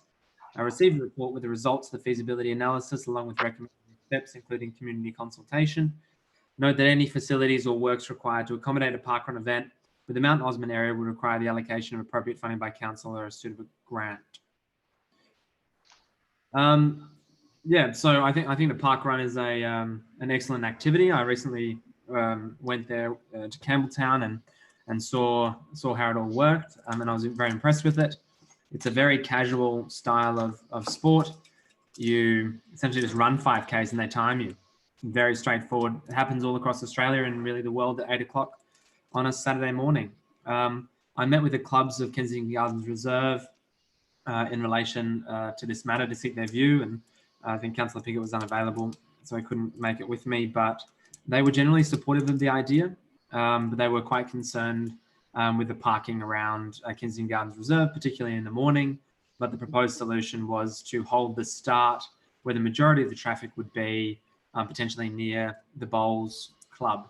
And they've written a letter of support and concern, I suppose, to councillors. So I seek your support to explore this matter further. It's not a lot of money, but I think we need to get it right. And we need to make sure that our residents are consulted and that it's going to work from a traffic management point of view, because there could be anywhere between like 100 people every Saturday morning in addition to the significant pressure that's already on Kensington Gardens Reserve. So I'd like to look at that further if possible. So I hope that you support it. Seconded by Councillor Hubel. Yes, thank you, Your Worship. Look, I've been a park runner for many years. I've run in the rain and in the sun and in different states, and I've run in fancy dress, and I've run while pushing my children in prams, and it really is the sort of event that we want in Burnside. It brings people together, it gets people active, gets people out and about. The sense of community around these events is impeccable. So I think it's an absolute no-brainer. We should try and bring this sort of event into our city. Look, the variation of this motion, being one of the Beaumont boys referred to, look, I do like the idea of having a look at Mount Osmond Reserve. I think there's, on the face of it, a lot of barriers. I think one of the benefits to Mount Osmond Reserve being considered is there may not necessarily be the need for multiple loops, which Kensington Gardens would be, a loop, several laps of a track as opposed to a single out and back style model. Look, I think that looking into it may yield the results that the infrastructure and the layout of access points into Mount Osmond Reserve just don't suit it. But I do realise that we do have the Cleveland Park Run, which is not too far off. But I'm really interested in looking at all the options, and I'm really interested in getting this right. So I commend this motion to you all, and I hope that it gets your support. Councillor Dawes. Thank you, Mayor. Anything that encourages physical exercise attracts my attention. So I do thank Councillor Davis for starting this off. I'm glad that community consultation has now been included in this motion. It wasn't in the first one, because if you look at Kensington Gardens Reserve, it has been mentioned, and Barry's given us a full appraisal of what happened back in 2017 with the previous council as to how there was a lot of consultation going on. The issue I had at the time was the fact that what was shown on a very conceptual plan was a running loop around Ford Oval and Parkinson Oval. What we have got on our papers cuts across a picnic area and crosses a road. So there's a lot of more work to be done. But before I go on, can I just ask a couple of questions of administration? I have asked a lot of questions already of Barry and Aaron, but I just want to get this right. Can we have a trial park run before we commit long term? Do you know the answer to that question, Barry? Thank you, Madam Mayor. I'll let you take that one, Councillor Dawes. No, sorry, I've got you back. yeah. Sorry. Yeah, they invited me back, so that's a good thing. My recommendation would be to council that this is the matter that you wouldn't do a trial in a similar vein than you're trialing the skate parks. I think we've got enough data to consult well with our community, because it's a mature event and we know the data. So my recommendation to council would be that you would consult with the facts. A trial event, if it was held, it wouldn't be under the official auspice of Park Run. It would be council inviting a group of runners to participate. But having said that, until you form an official park run, you won't get the engagement from people coming to visit and participate. So I think a trial in this case may not deliver what would ultimately be experienced with an actual park run once it's instituted. Thank you. Thank you for that. My second question is, they mentioned 2 event directors. Do they get paid? And if they do, who actually pays them? Through Madam Mayor, it's a purely voluntary. Voluntary. There are no paid positions. It's just a title they're given. As again, I'll reinstate, purely voluntary. And the volunteers that operate it, apart from the event directors, are they members of local athletics groups and so forth like that? Through Madam Mayor, no, I think the good thing about Park Run is it appeals to all sorts of members from our community, and they actually are members of the Park Run and nominate to be volunteers of that Park Run. They don't necessarily have to be affiliated with any athletics or running groups per se. Okay. My other concern, it's not a concern, it's what Councillor Hubel said earlier, where he said we need to look at all the options. And Kingston Gardens Reserve is definitely one option, no question of that. I don't think Mount Osborne is a great option. And I'm just wondering if Councillor Davis and Councillor Hubel could change their motion to read something along the line in both number 1 and number 3, or a suitable area within the city, because there might be other parks, reserves, or whatever that could also host it. I'm not going to name what they are, because I think that's what the feasibility study does, is to look at all the options. Because if I was from Park Run and I was looking at Mount Osborne or Kingston Gardens Reserve, there's no option. I would pick Kingston Gardens Reserve every time. So I'll leave it there. I won't put forward an amendment, and others might, but I just wonder if we can increase the number of options for the feasibility study. Thank you. Councillor Turnbull. Oh, thank you, Mayor. I'll support the motion, but I do have some reservations about this event. Firstly, I don't really think the City of Burnside has a suitable venue to host this event with respect to the timing of it, the parking, toilets or lack of, heavy weekend use of parks, heavy weekend use of walking trails. And secondly, I question whether there's a local demand, considering there are other nearby park run events such as Victoria Park and Lockyer Park. But I expect that the proposed feasibility study will address these concerns, so I will support the motion. Thank you. Councillor Henschke. Oh, thank you, Mayor. Firstly, a question. This is pretty much like a scope change to the Kensington, if it happens at Kensington project, where the project originally had like a walking exercise loop, and that's what the community was consulted on. So my question is, firstly, is this a scope change to Kensington Gardens Reserve project?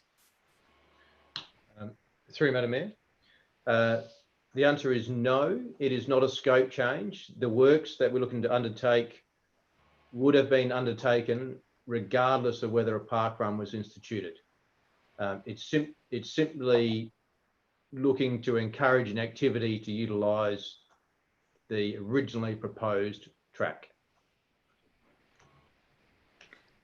So I'll speak to it now. Okay, I do have some concerns then, because I do park run myself, and I've discussed this with another park run runner who's quite experienced, and these park run routes have good park run routes don't have lots of sharp bends in them. And this park run route, if it goes ahead, say at Kensington, may not be ideal for runners, changing direction constantly. And also the runners will be running along the road, along a road, the East Terrace side.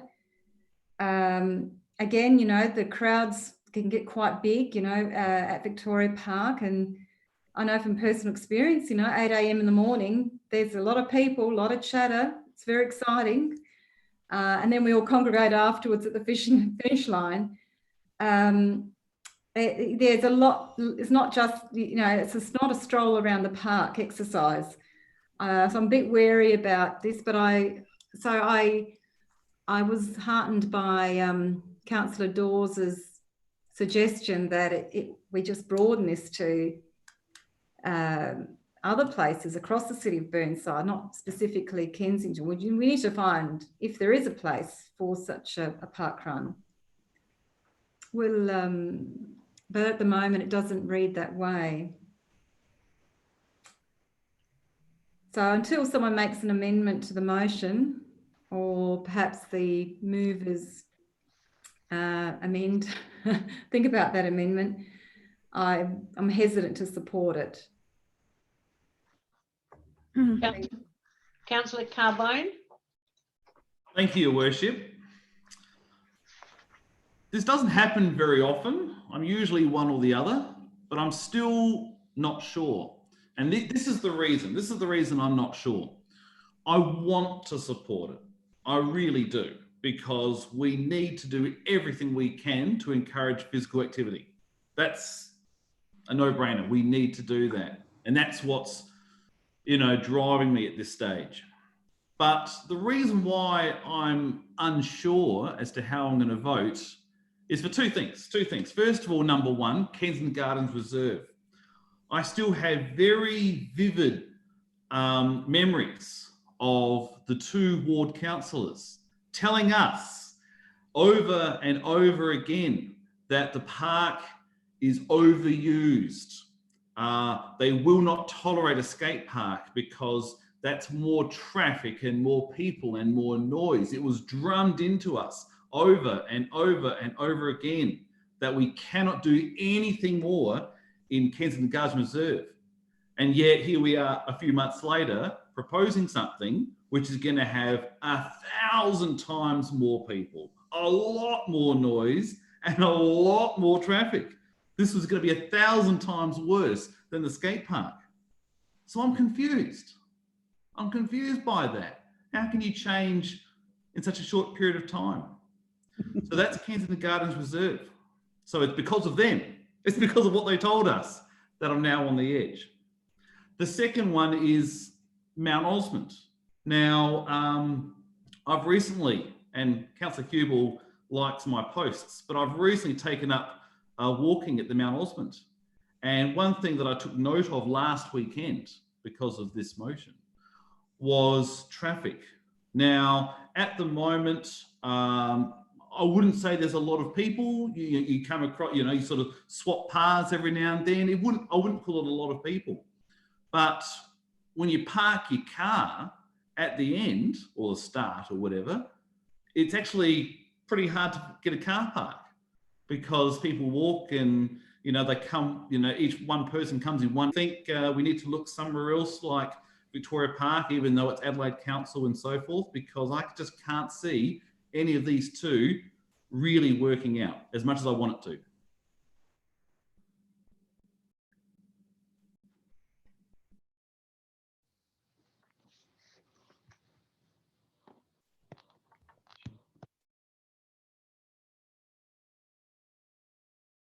I did. Councillor Davey. Thank you, Mayor. I'd like to move an amendment, just a very slight one, at 1, to make so that 1 becomes liaise with Parkrun Australia to explore the feasibility of an ongoing parkrun event at either Kensington Gardens Reserve or a suitable area within Mount Osmond, excluding Hazelwood Park from consideration. And then comma, from consideration, comma, and then taking into account the needs of all users and limitations associated with the two sites. And then 2 and 3 as written. So my reason for this is that somehow Hazelwood Park was included as in contention for this or in consideration for this, which rather upset me because no one talked to me about it. No one talked to any of the locals who would be significantly affected. And I didn't know anything about this until it came up before council. It rightly says that Hazelwood Park, the report rightly references that Hazelwood Park's not suitable.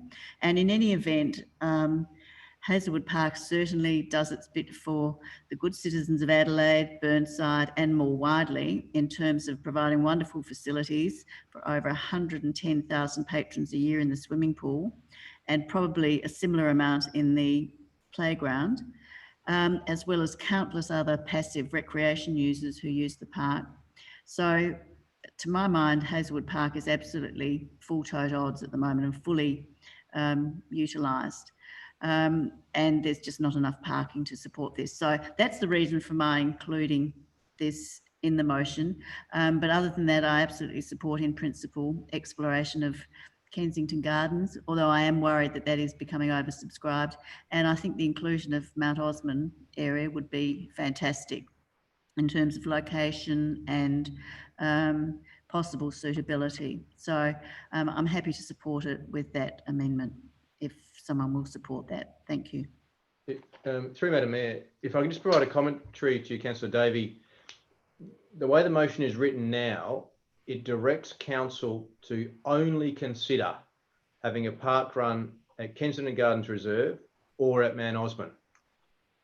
The motion, the amendment to include the words of Hazelwood Park is actually superfluous, because the direction that council is looking to give me at the moment is to only look at 2 parks. So there is actually no need to include an amendment. I understand why you're trying to do it, to be overly cautious perhaps, but it is absolutely superfluous. With respect, thank you. I'd like to include it and hope that someone will. Just for advice. Thanks. But it's, the stunt's been pulled on me before, to be frank. I mean, this is the fact that it was just included in the first place without even talking to me about it, or my co-ward councillor, raises a flag for me. So I would like that included in my in this amendment. With due respect, thanks. Do we have a seconder for the amendment? Councillor Hughes? I'm happy to. If I speak to the amendment, and then that becomes if I speak now, can I speak later? No. No. Do I have to speak now? But can I hold the right to speak later? No. I have to speak now if I second it. Okay, I'll speak very briefly. I'm happy to support Jane's amendment, just to be explicit in excluding Hazelwood Park. I don't think it makes a significant difference, but it makes clear, I guess, that we are looking at those and we're not looking at Hazelwood Park, given that Hazelwood Park was referenced in the initial report. I guess I do have a few points to raise. I think Park Run itself, they only run because of volunteers. And I think it's all well and good for us as a group of people to sit here and say, yeah, this is great, we should have one of these in Burnside. But if we don't actually have a group of volunteers who are willing to own it and run it, it will fall flat. So I guess I just think that in consultation, we not only need to consult with the community who live adjacent to that, I think we need to consult wider with the whole community in the city of Burnside and say, A, will you attend this because we're going to spend money setting it up? And B, would you actually own it and volunteer for it? Because if we don't have either of those two things, there's not a lot of point having the event. I guess the one other concern that I do have is obviously Councillor Carbone has raised about Kensington Gardens Reserve. And I think one of the main issues with this is you set up an event You cannot put a cap on the number of people that rock up on a Saturday morning. We will have no control over that. So it's fantastic. I was down at the one at Victoria Park earlier in the year after the bushfires, and they had maybe 500 people down there. It was fantastic. There was a huge turnout, a significant number of people, but I think we just need to be aware that if this kicks off and it happens, you can't just cap it at 100 people, because that's all the people, all the space that we've got parking for, or all that we can facilitate within which either of these spaces. So I think I'm happy to receive the report, but I think that that consultation that happens needs to be wider than just the residents that reside around it. And I think those are the main things that we need to understand as an elected body, is what are those key reasons. Sorry. She doesn't speak again now. On an amendment, you don't have a summary.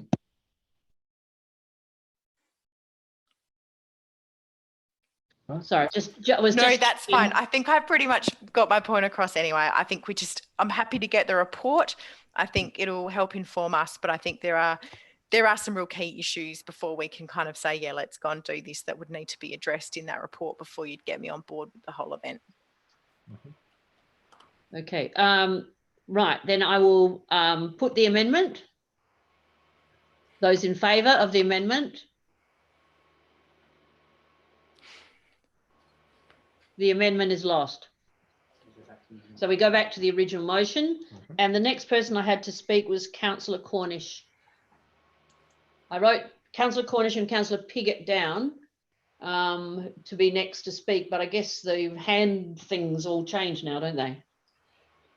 Councillor Davies already spoken. Councillor Cornish can speak now. Yes, Councillor Cornish, it is you. Thank you, Mayor Monso. Look, I'm happy to support the motion and park run event. We're going to be spending quite a bit of money investing in this track and facility that we're going to anyway for the park and their recreational activities. I find park run is like any other group, football club or hockey club or any other group that's in the city of Burnside, lacrosse, bowls. They've got a facility. We've got a facility. They can use it for events or activities. This ties in so well with the regional public health plan that we are about to move later on tonight. You know, the promotion of regional activity and events, helping people with social isolation, getting out and talking to the neighbours, and volunteering as well, increasing volunteering. I think this hits so many aspects, and it's not one of those activities that you have to make a huge commitment to, like a sporting club where you have to be there every week. This is one of those activities that if you're in town and it's on, you can rock up. I'm not too worried about the numbers as some have described, because the more of the sites you have with Park Run, the less numbers you're actually going to get at each of the sites. So Victoria Park will run, and I know a lot of people that are within 5-minute walking distance from Kensington Park Gardens Reserve that actually use the Victoria Park ones. So they would probably use the Kensington Gardens Reserve one, and they'd probably walk there, I'd suggest. So I don't think it's going to be as big of an issue. I think this is a great idea, and it supports so many of the initiatives that we strive to do as a council, to try and encourage people to be a community, get out there, give something a go. And this is something a bit different that you don't have to make a long-term commitment to for people to give a commitment, you know, to get out there and do something. I do have a question for the administration, which I'll end on now. It's regarding the DFIB. Just wondering whether or not it's something that could be placed in the park for all club users and all members of the community to utilise, register it with 000 so they know where a community DFIB is located in case, you know, God forbid, something down the road or a supermarket, you know, not far away needs one quickly. Is that something that you could look at with the DFIB, is having a permanent community one there that would be available for both the park run and for the wider community abroad? Through Madam Mayor, certainly happy to explore that. Thank you. Councillor Piggott. Yeah, thank you. I support this motion, although I don't fully understand the last minute inclusion of Mount Osmond, and perhaps the mover can discuss that when he sums up. The work was done on Kensington Gardens Reserve. The master plan does have a component that it lends itself to, as Councillor Cornish says. I feel I do need to respond to Councillor Carbone, who included me in drumming stuff into him about Kensington Gardens Reserve. The irony of him accusing me of drumming things into him is not lost on me. The fact is, this is a Saturday morning, goes for an hour. I feel the parking it's not 1,000 times the size of the skate park. There's no parking around Kensington Gardens Reserve, and particularly at 7:30 on a Saturday morning. I suspect it will self-regulate. Councillor Hughes's concerns seem to go in both directions, really. One was we needed to see if there was any demand out there, and then we might have 500 people turn up. So it can't go both ways, I wouldn't have thought. And I think the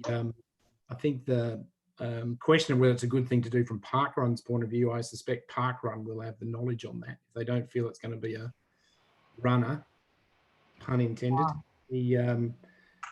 I guess they won't do it. So I support the motion. There has been work done with key players around Kensington Gardens Reserve. I think it is a single one-off thing each week, as opposed to something that may cause issues throughout the whole time. So I think it's very sound that perhaps the position of neighbours is different. And so I'd like to see it happen. So I will support the motion. Councillor Carbone, you wish to ask a question? I do, Your Worship. I do. Sorry. There's been a couple of comments around, because I am worried about parking. That is the big one here. And there were some comments from certain elected members saying, "Oh, she'll be right. Don't worry about it." It's very easy to say that now. That's the question. You know? But the question is, in the report, it mentions a figure of sort of 200 to 350. I just want to confirm that that's what we're expecting.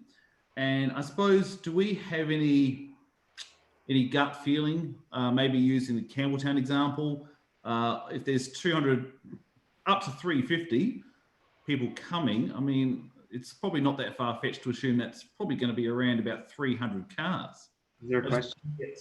Just a CEO sort of a view on numbers of cars.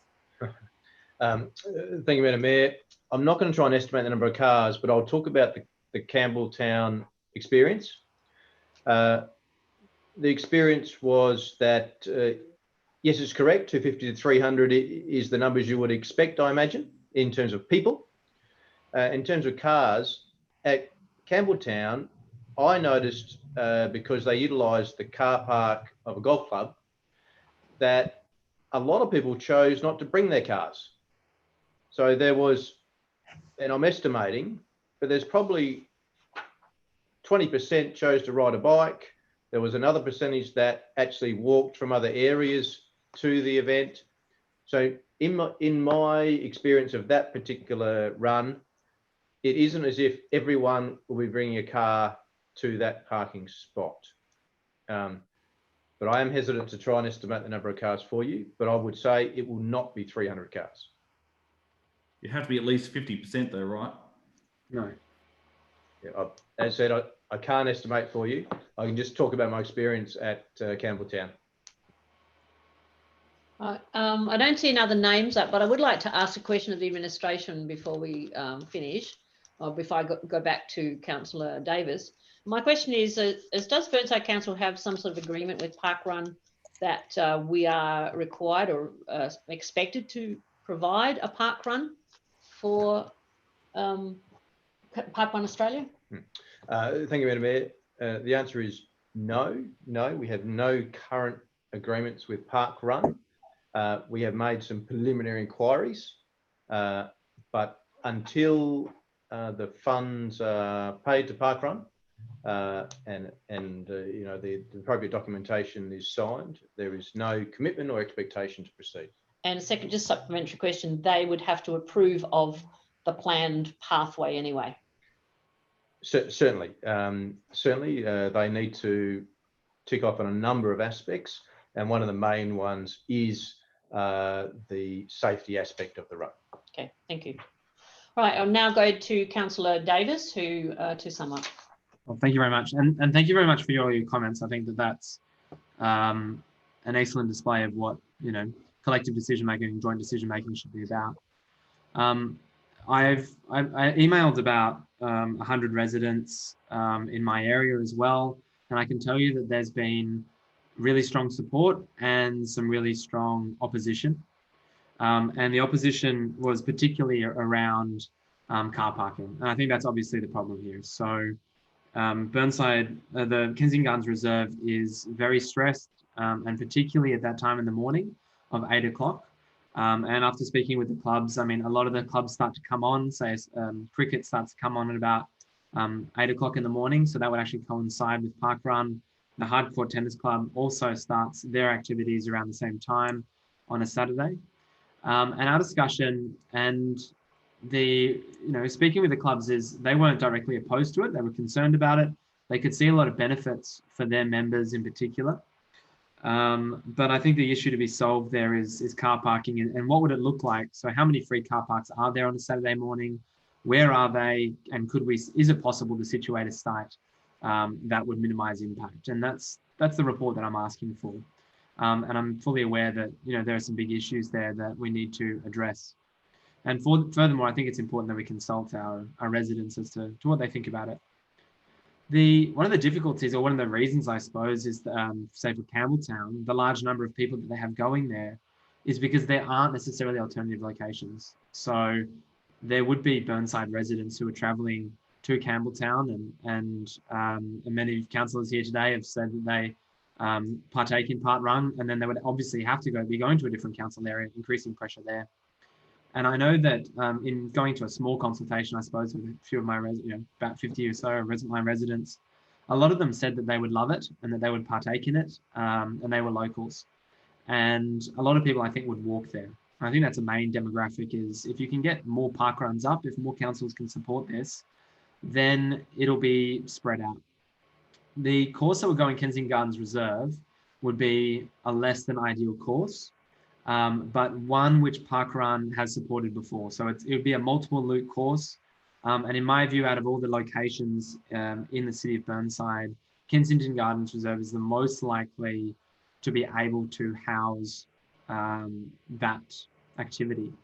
And to be honest with you, in terms of Mount Osmond, I had an email, I suppose, from the councillor boys up in Beaumont that they would like asking for it also to be considered there. They thought that there was an opportunity in Mount Osmond, and I think that this report will cover off on the concerns and answer that question that, in my view, probably it isn't suitable. But I think that that's the whole point of the report. In terms of volunteers, I think volunteers are the least of our troubles. I have no doubt in my mind that there'll be sufficient volunteers. And I can say that confidently by looking at somewhere like Campbelltown, whose their park run is quite good because it's a linear track. It's an out and back track. They have volunteers booked up for months and months and months ahead, like 6 months ahead.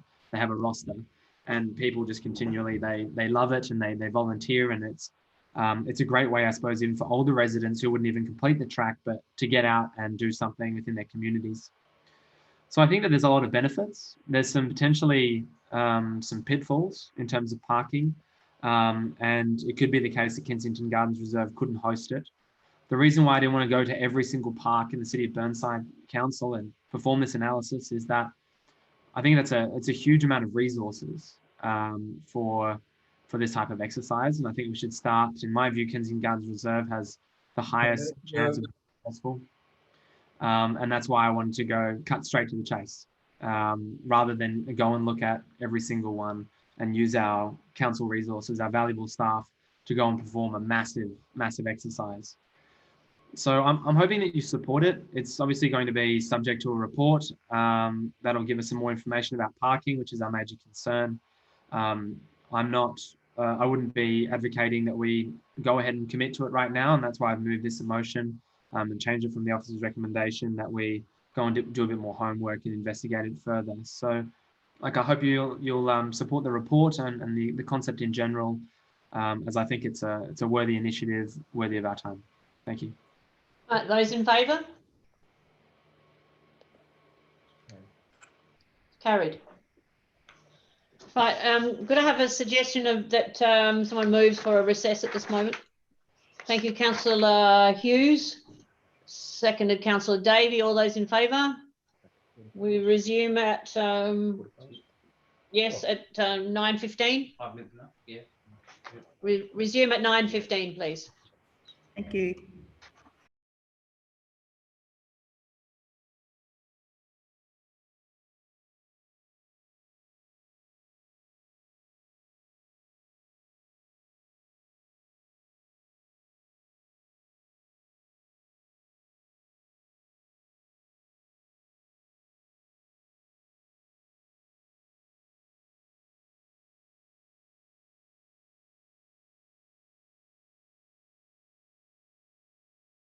Right, we have sufficient numbers there, I think. 1, 2, 3, 4, 5, 6, 7, 8. Yes, enough.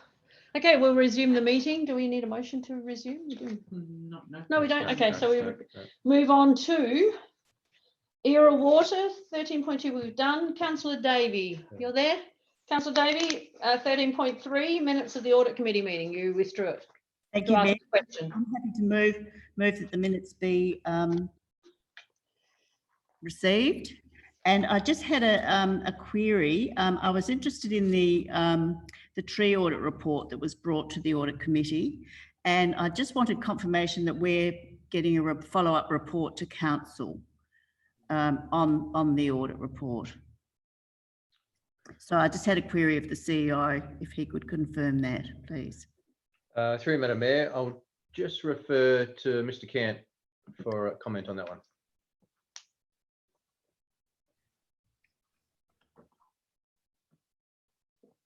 You're not there? So can you hear me? Yes, got you now, mate. Yes. I'm just checking my notes. Bear with me 2 seconds.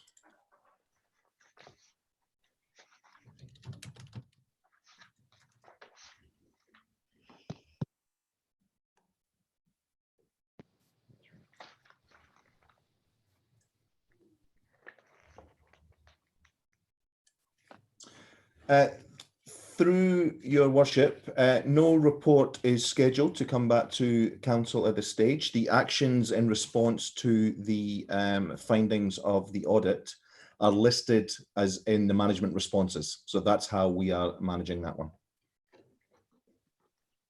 Right. So we got an info doc about this, but there won't be a progress report to council.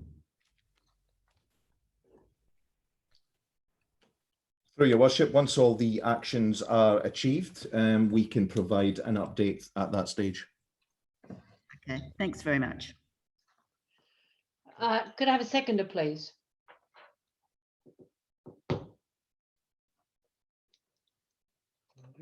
Councillor Jones, seconding. Do you wish to speak, Councillor Jones? No, no. Okay. Right. Well, then I should. Do you wish to speak again, Councillor Davey? No, she said no, but she put her microphone on.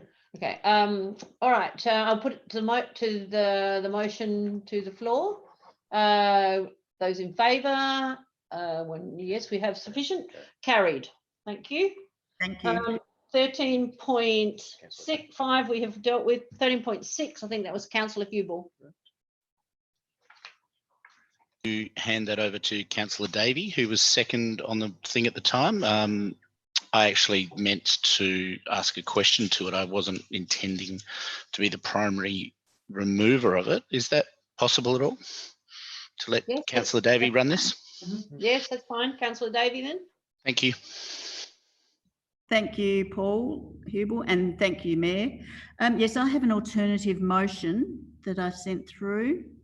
Rob? This is on road traffic. Yeah, it is. Okay. Thank you. And that is that Council adopt the revised road and traffic management policy with the following inclusions. At 6.2.2, consideration of a reduced local street precinct speed limit, including 40 km per hour where appropriate and in consultation with the affected community. And at 6.25.1, maintain the current provision to read, yellow no stopping edge lines may be installed adjacent to driveways where a demonstrated high parking demand exists. An investigation shows vehicles frequently park immediately abutting or across part of a driveway or access point, impeding resident access or creating sightline hazards. And then there's a second paragraph to that part of the revised policy. So the reason I have included these is in grateful thanks for all the work for preparation of this report and all the work on review of the road and traffic management policy, which is crucial because we have so many challenges in this area across the city of Burnside. And you are all aware, particularly those of us who live in inner suburban areas, the problems we're experiencing in relation to cut-through traffic volumes being increased as a result of the increased home density and urban density. And what I have is, in particular, many Beulah Park residents who are very keen that we maintain the option of a reduction in speed limits to 40 km per hour. So that that's the reason for the 6.2 addition. And that's on page,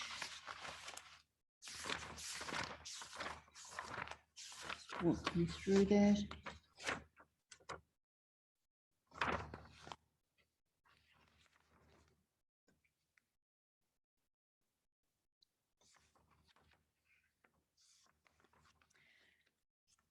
Yes, that's on page 109 at 6.2.2, which means consideration of a reduced local street speed limits where appropriate and in consultation with the affected community. And it's just adding the 40 km per hour to give us an option so that they have the comfort of knowing that's actually in our policy.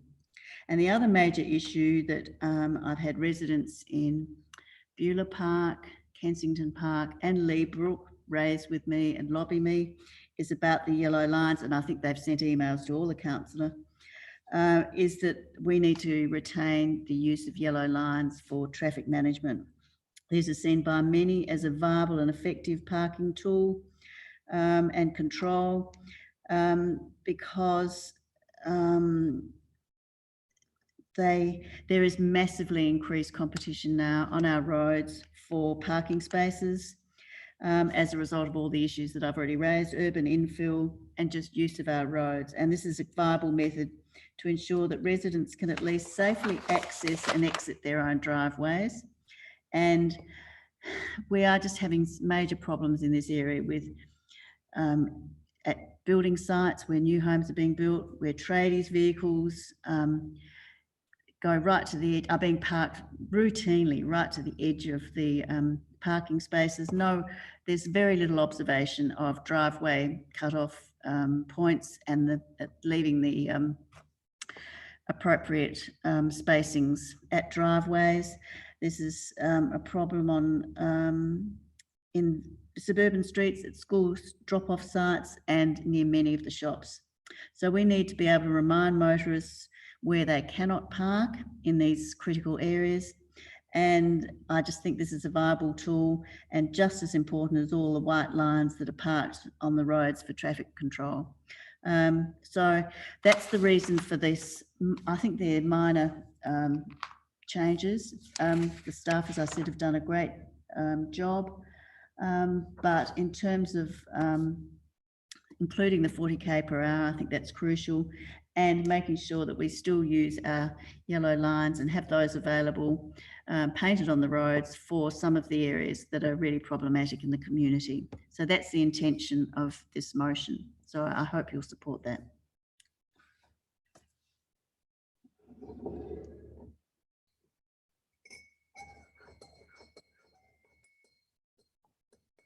Oh, sorry, no, do you have a second? Oh, oh, sorry. Do I have a seconder, please? No seconder, then, oh no, we do have a seconder. Councillor Cornish, you're seconding?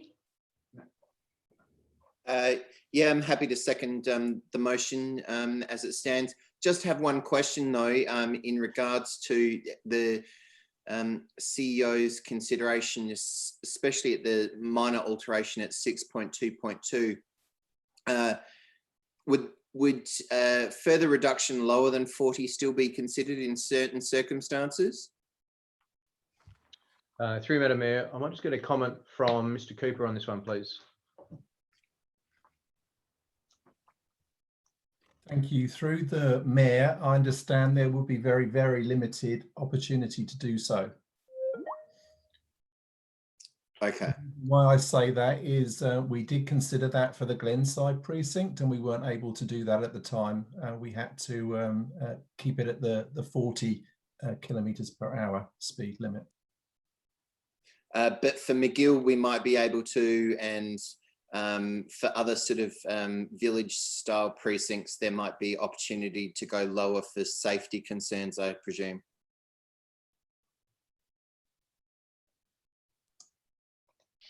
Through the chair, yes, although, well, theoretically we could, but again, these opportunities are probably very limited. Yep, thank you. Councillor Hubel. Thank you, Worship. I have a couple of things in here that I wanted to mention. First of all, point 12, cycling.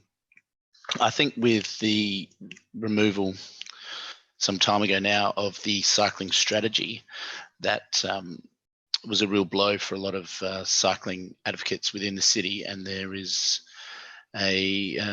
still a constant buzz from cyclists about being addressed properly. Now, obviously, understand the integrated transport plan is coming along, and that cycling will be a key part of that. But I did just want to flag that, you know, I think as a council, we should be remaining vigilant on that when that comes along. So more of an observation there, really.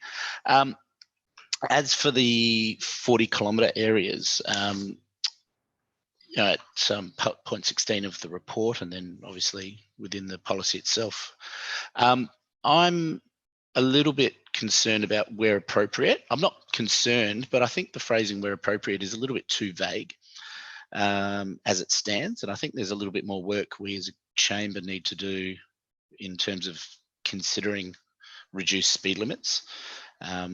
I don't think that we should have an ad hoc approach. I think ad hoc has its benefits in that it addresses a community need, like Amber Woods recently. But I do think that we need to look more holistically and have some actual procedures in place for considering lowered speed limits. So again, probably just an observation there, but if administration had a comment on either of those, I would welcome it. Certainly, through Madam Mayor, and this will largely be up to the mover whether you're happy, whether the words, instead of where appropriate, something like special circumstance. But again, it needs to be with the approval of the mover and seconder.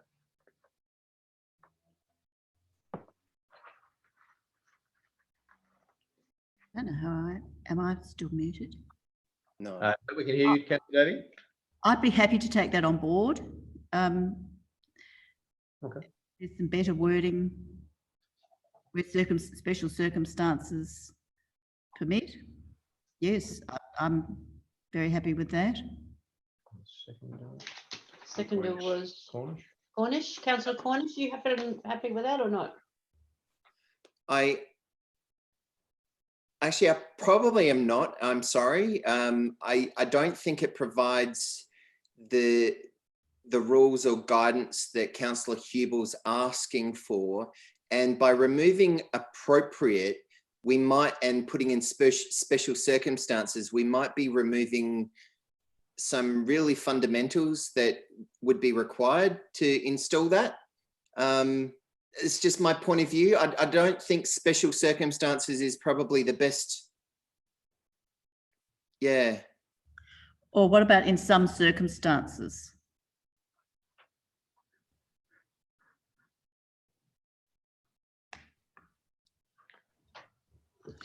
Let's move on with the debate. Yeah, Yeah, that's right. Can I, through you, Madam Mayor, can I suggest appropriate circumstances instead of the Yeah, worst? I'm okay with that. Yeah. I think appropriate gives an assessment on the actual infrastructure and its appropriateness in that area. And I think that assessment needs to happen rather than just it being a special case, if that makes any sense. Yes, I'm happy with that. Yes. All right. Both of you are happy with that. Move on to Councillor Lemon. Thank you. I've got 3 questions to start off with, if I may. The first is regarding yellow lines. Can administration confirm for me that yellow lines still exist in the Australian rules rule book as an expiatable offence?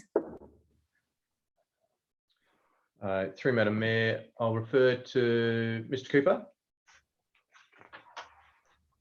Through the Mayor, yes, they do. So, okay. Right, so painting yellow lines, if our rangers come across people on yellow lines, they can find them according to our policy. Yes. Through Madam Mayor, yes, that's correct. The other question I've got is a slippery matter. And when I read this document, the one thing that disturbs me whenever I read anything about road traffic is that when we talk about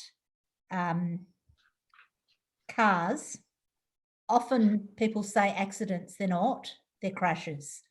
And even the ABC is now saying crashes.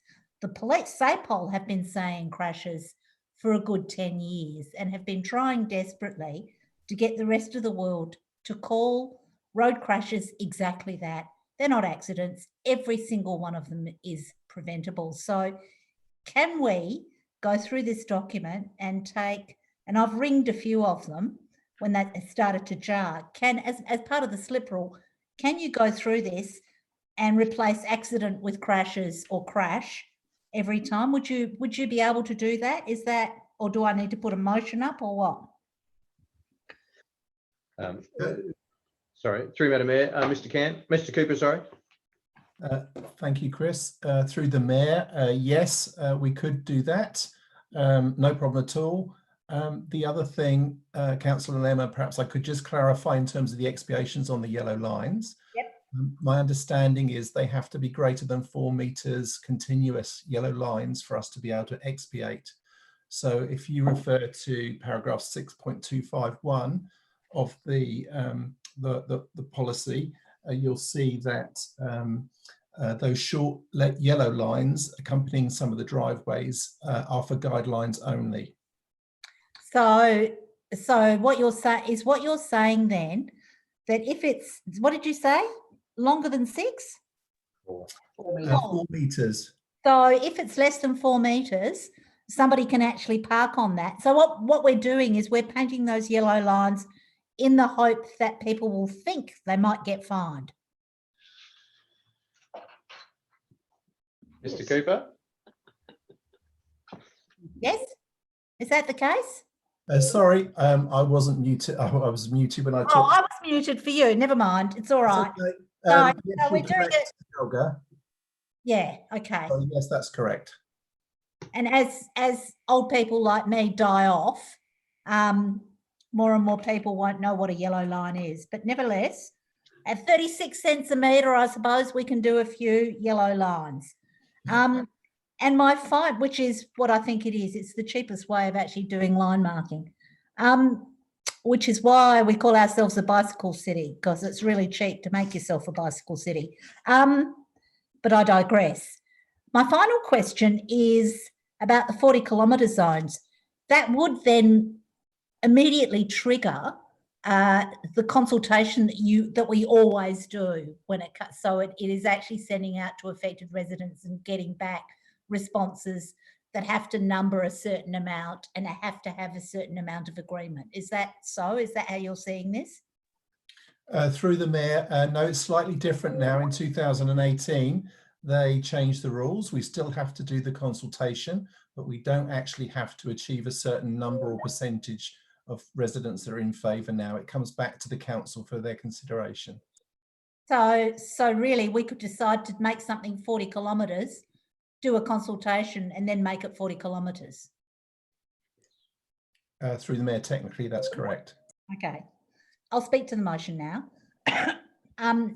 Very, very well done in the sense that it's actually been modernised, and I really think you've done an excellent job with this.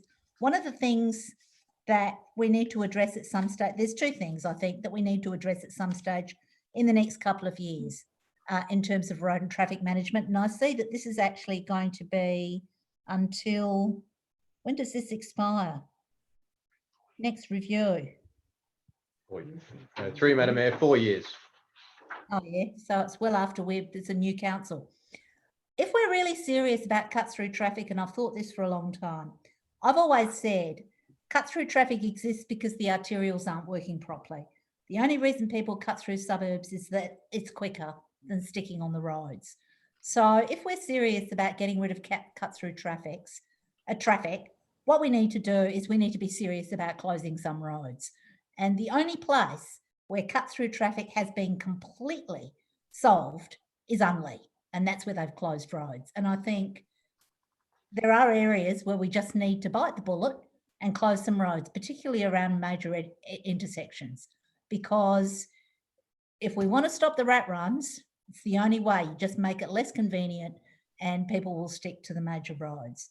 And I think that that's something that we need to look at, certainly at the next iteration of this particular road and traffic management policy. And that's pretty much all I've got to say. And we need to look at, it doesn't actually mention pedestrians at all in this, in the sense of, it does have stuff on footpaths, but it doesn't talk about crossings but never mind, it's well done. Thank you very much. And I'm happy to support it. Councillor Carbone. Yes, thank you, Your Worship. Look, I'm in favour. I'm going to vote in favour of this motion. I just wanted to provide some light commentary. There are probably issues for another day or 4 years' time, but I just wanted to state a couple of opinions just very quickly if I can. The first one's regarding speed limits. Now, look, I'm in favour. I'm telling you now, I'm in favour of a blanket 40k an hour speed limit in all non-arterial roads. And, you know, for the reason that Councillor Lemon just mentioned, we've got cut-through traffic. It's a big issue.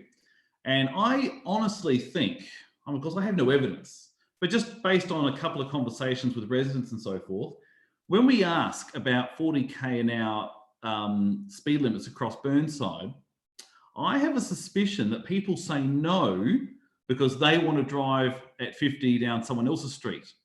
But when it comes to their street, because everyone complains about cut-through traffic, I'm yet to have a conversation with a resident who thinks the traffic in their street is okay.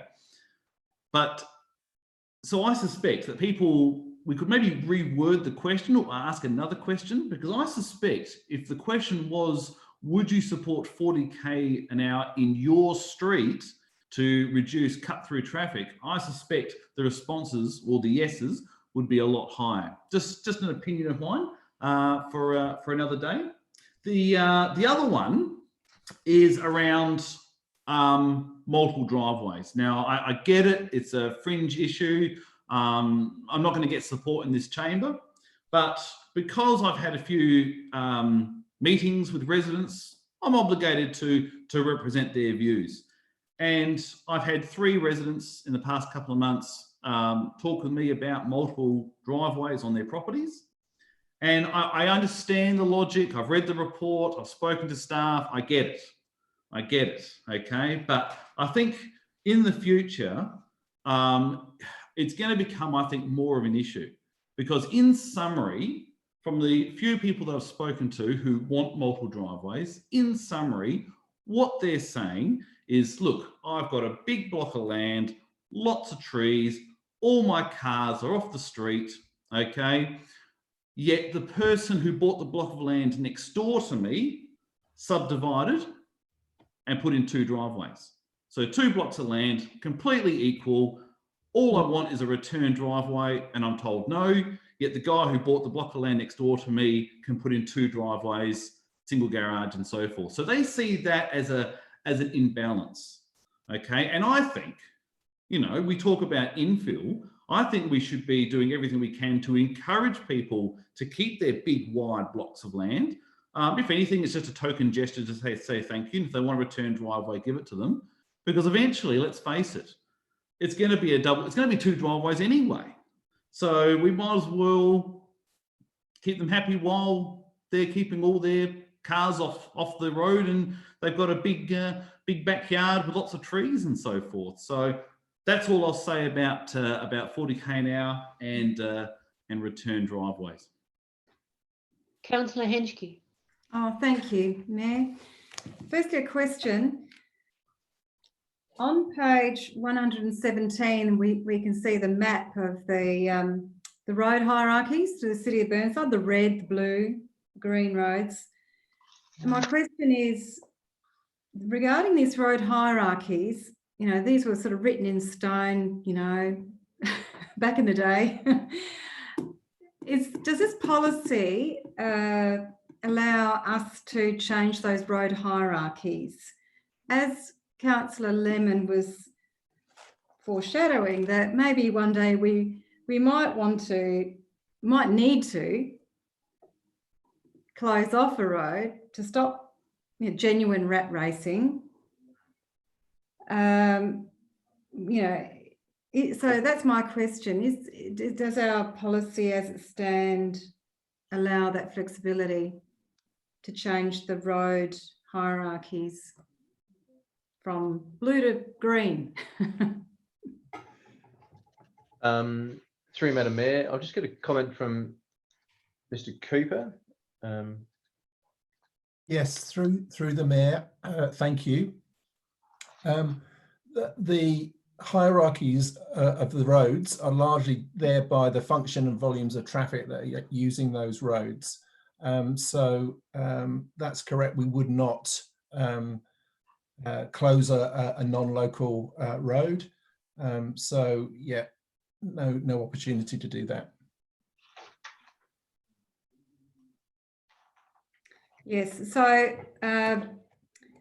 it's quite telling then, isn't it? I'm now speaking to the motion. We've got a lot of red and blue going through our whole city of Burnside, and it's getting denser towards the inner city zone, and within infill development, it's going to get worse. I worked with residents in Dulwich to put an elected member's bid up, which unfortunately didn't get funded this year because we voted not to do any extra work, any projects. It was going to be a small amount, and it was specifically to do a traffic-wide survey in the Dulwich area. There's a lot of cut-through traffic from Portrush Road. I do hope this policy allows us to do some work in that direction, perhaps in-house, without having to call for funds. And I do hope this policy means that we can address those volumes and not just accept, oh, that's what we're getting. We're getting 3,000 to 6,000 vehicles travelling at 50 kilometres per hour, 3 metres away from the roundabout, and 3 metres away from people in their dining chairs at Dulwich, for example. Now that's a fact. You know, I understand we've had traffic monitoring there. Look, it wasn't 6,000, about 4,000 vehicles a day, and the speed was, you know, within the speed limit, which is 50. And again, it goes back to what I've heard tonight, people saying, elected members saying, maybe we could, you know, if we've got pedestrian zones, can we reduce the speed? Well, we need to be able to not just follow this particular schedule, and just because it says here, this is the road classification, it's okay that cars are travelling at 50 kilometres per hour, 10 metres away from people sitting in their coffee, having their coffee. So that's my point, and the intent for safety is strong in this report, and I really think it's a very good report as well. So thank you to the administration for this report, and I'll support this.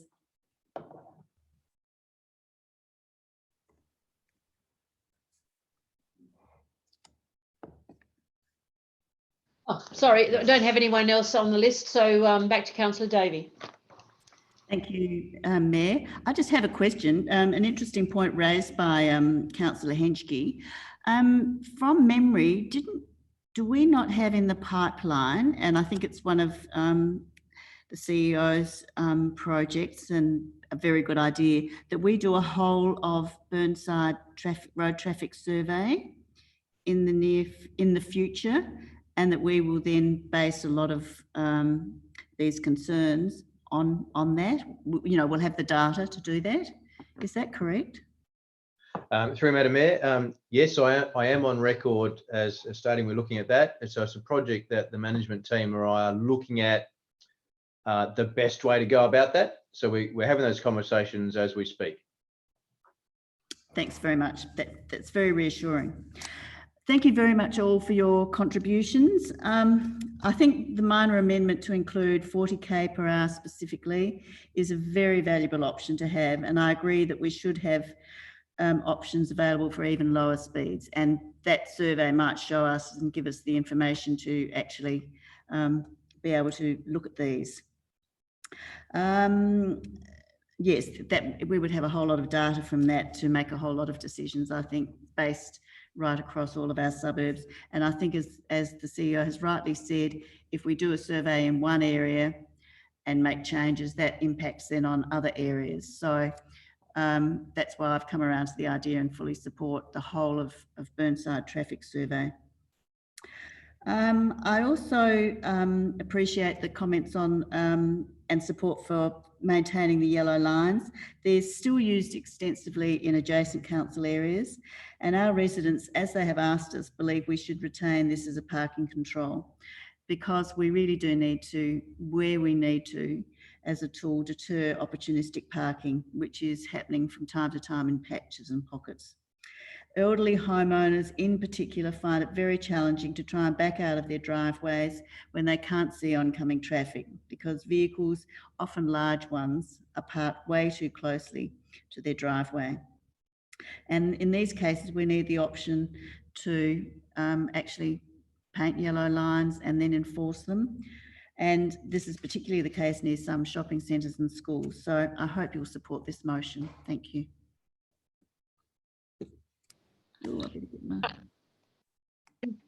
Those in favour? Carried. Thank you. Next one is Councillor Davey, 13.7.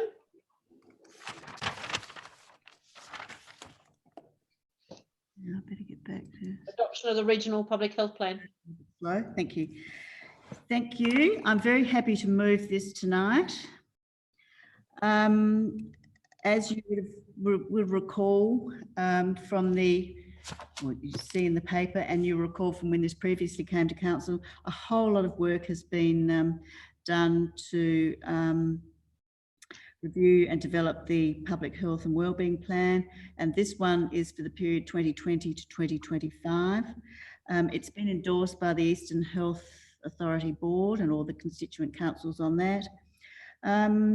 It's, as been mentioned previously tonight, it focuses on how we can develop regional activities with collaboration between the councils and community partners, build on regional strengths and address regional challenges to improve health and welfare across our Eastern Health councils. It also considers the vision of the State Public Health Plan of 2019 to 2024 and addresses the state's 4 strategic priorities, which is really important, which are to build stronger communities and healthier environments, protect against public and environmental health risks and respond to climate change, prevent chronic disease, communicable disease and injury, and strengthen the systems that support public health and wellbeing.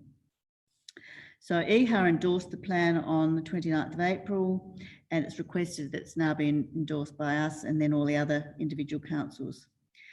I'd just like to comment too on the sterling job that the Eastern Health Authority staff have done, steering this review through and finalising it through a very busy time. The authority has actually less than 18 staff and has been managing a significant increased workload due to the additional requirements imposed by the COVID-19 responsibilities, particularly with the provision of support to food businesses in response to impacts from the virus and the waiving of fees and all the associated work that goes with that. They also have a very large immunisation program, which of course is at its peak at the moment with the flu vaccination program. And they're heavily loaded. So they need to be commended, I think, in terms of the work they do, and particularly at the moment with the particular demands that have been made on them. So I hope you'll support this. Thank you.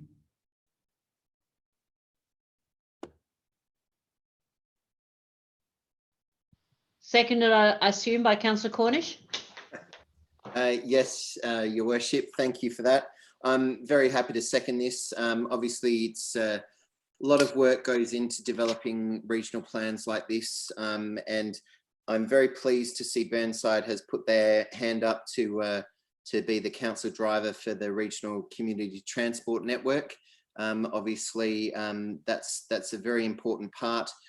Certainly to help the older people with disabilities, isolated people, and youth and at-risk groups. So obviously there are a lot of strategic directions and outcomes for across the board, and we'll contribute to all of them. But I'm very happy that we've got some key drivers in them, and yeah, we'll work towards that.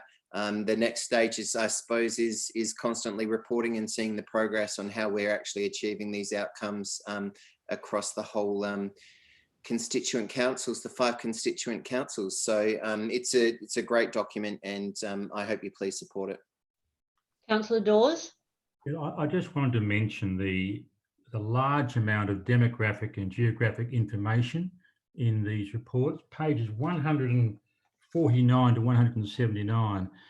I do encourage every councillor to take these out of the agenda and put them away, because we asked a lot of questions of administration. There's some very interesting facts there. Like I found that the smoking rate for Burnside is the lowest in our region. I thought it might have been the case, but there's a lot more than how many lone person households there are and so forth. So there are lots of good information there that councillors will find useful in the future. Thank you. Just want to say that during the development of the new public health plan, and most of you will be aware that I was on that for over a year, one of the most important driving forces was the collection of data and the importance of using data to inform local and regional councils in relation to developing their own responses to the state public health plan. I just want to take the opportunity to commend EHA on the basis of developing this excellent plan. When the first one was done 6 years ago, there was not much direction from the state government in terms of where we should be going with this, and I was on the EHA board and on that committee developing that plan. And I think this plan has actually gone a really fantastic way further to specify needs, to specify actions, which was something that was not provided as guidance in the first iteration of this plan. So the whole state public health plan runs around the 4 Ps of promote, protect, prevent, and progress. And I just want to suggest to EHA that if you have at any point, any time, discuss issues or concerns or ways that ERA can help, please get in contact with me, or so that I can raise those issues at ERA council, ERA mayors and CEOs meetings. I have try to suggest that that's an area that we have not been doing enough in relation to working together as councils. So please take any opportunity you have, any ideas, anything that comes out of this regional plan that I can support you with by taking to ERA mayors and CEOs. I would really appreciate that communication and that direction from you. So again, I commend Eastern Health Authority in the fantastic document that is before us, and it's obviously been well appreciated by those residents who have bothered to read it. And I also take on a point of Councillor Dawes's comments about the data in here is so helpful to inform us of decisions that we make about our residents and residents' welfare. So thank you very much. Now I need to move. Sorry, we've got Councillor Lemon who wishes to speak, and then Councillor Henschke. Thank you. Yes, I want to follow on from Councillor Dawes. I was struck by the immensity of demographic data when this came to us as a draft. And I remember looking at it when it was a draft. It hasn't changed at all since then. In terms of my particular ward, and it is absolutely gold material that we've got there. In my ward, I have the greatest number of people that haven't finished year 12, the greatest number of people that live alone. Red is the bit that is more than 50%. I've got a lot of red bits in pretty much everything. And what it does is it tells me what my residents are, and how they're cruising. And in fact, it shows me the block on which they're living in terms of the ones that are either unemployed or are long-term lone person households, or that do not own a car. And I certainly will be keeping this information because it will guide me in this neighbourhood in particular. And for that, I'm very grateful for the work that was done to actually gather it and put it together in such a digestible form. So I certainly will be supporting this. Next is Councillor Henschke. Oh, thank you, Mayor. A question about how the project, the regional projects engage with the City of Burnside, and then how the engagement cascades down to the elected member level. For example, so one regional project I'm looking at, I'm rather interested in for the ward that I represent. How will the project be engaging with elected members and vice versa? Through Madam Mayor, I'll take guidance from Mr. Cooper or Mr. Cant, who's best able to respond. Thank you, Chris. Through the Mayor, I understand that the way that will work will be the same as usual. The elected members will be informed and consulted as required, as will be conducted through all the other councils that are involved in this. So there'll be full transparency for all. Thank you. I'd just add to that, it also should add support to any motion that you wanted to bring to council, because of the data that's provided there, as Councillor Lemon and Councillor Dawes have said, will actually help you to contribute to developing any argument that you have in relation to developing a motion that supports your local community. So in any health matters, which is just about everything that we do in council, has some direct relationship to health. Okay, there's no one else left on the screen, so I'm going back to Councillor Davey. Thank you, Mayor. Thank you, Mayor, and thank you everyone for your interest and comments. Yes, I'm very happy to see us hopefully endorse this fabulous report with all the fabulous information and the great initiatives that it will come from it. Thanks very much. All right, Councillor Henschke, 13.8. Oh, sorry, I didn't vote. Apologies, I'm racing ahead of time.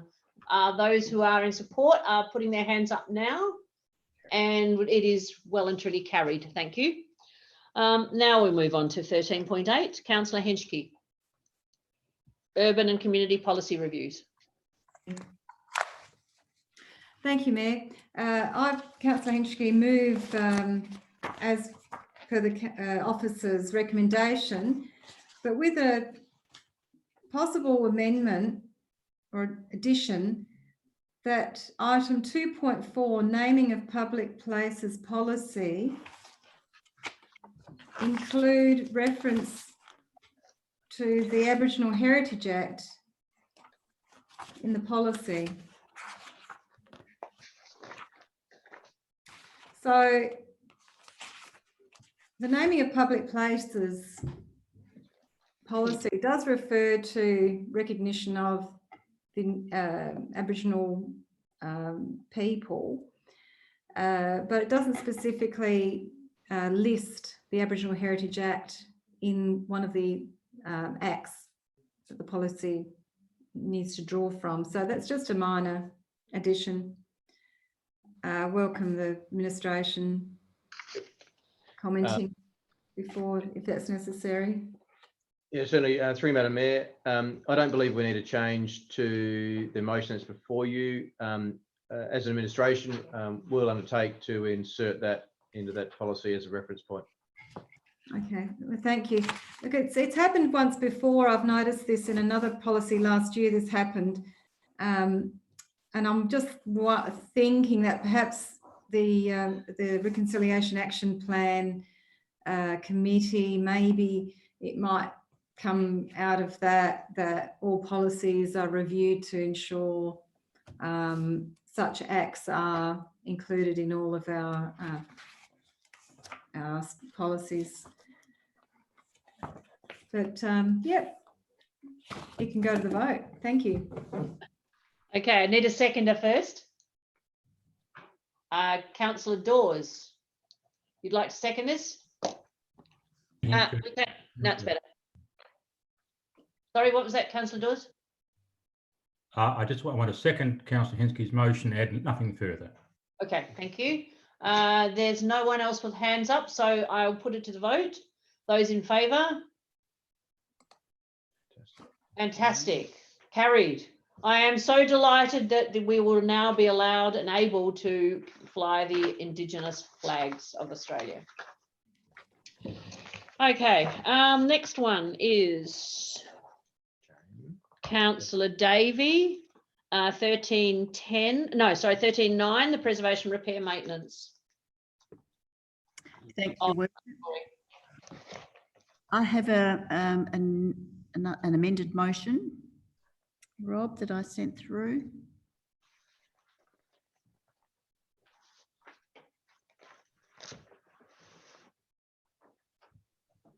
Thank you. I move that Council notes and receives the report, and 2, that a 3-year horticultural planting plan or strategy for understory and ornamental plants separate from the biodiversity sites be developed for the City of Burnside, and 3, that the report address service levels, priority sites, habitat, cost impacts and alignment with Council's policies and objectives, and be presented to members at a workshop in November. Could you change August to November 2020? Prior to finalisation for submission to Council by February 2021.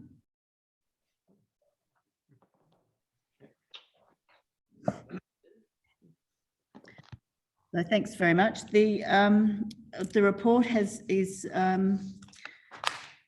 lots of information. It's well researched, but what I think we need is to develop a system for horticultural plantings across the City of Burnside in our parks, streets, plantations, roundabouts, and chicanes, for example. Many of these have been long planted with ornamentals. Some are exotic, such as roses, carpet roses, clivias, agapanthus, but many are natives like correas, westringias, and native ground covers.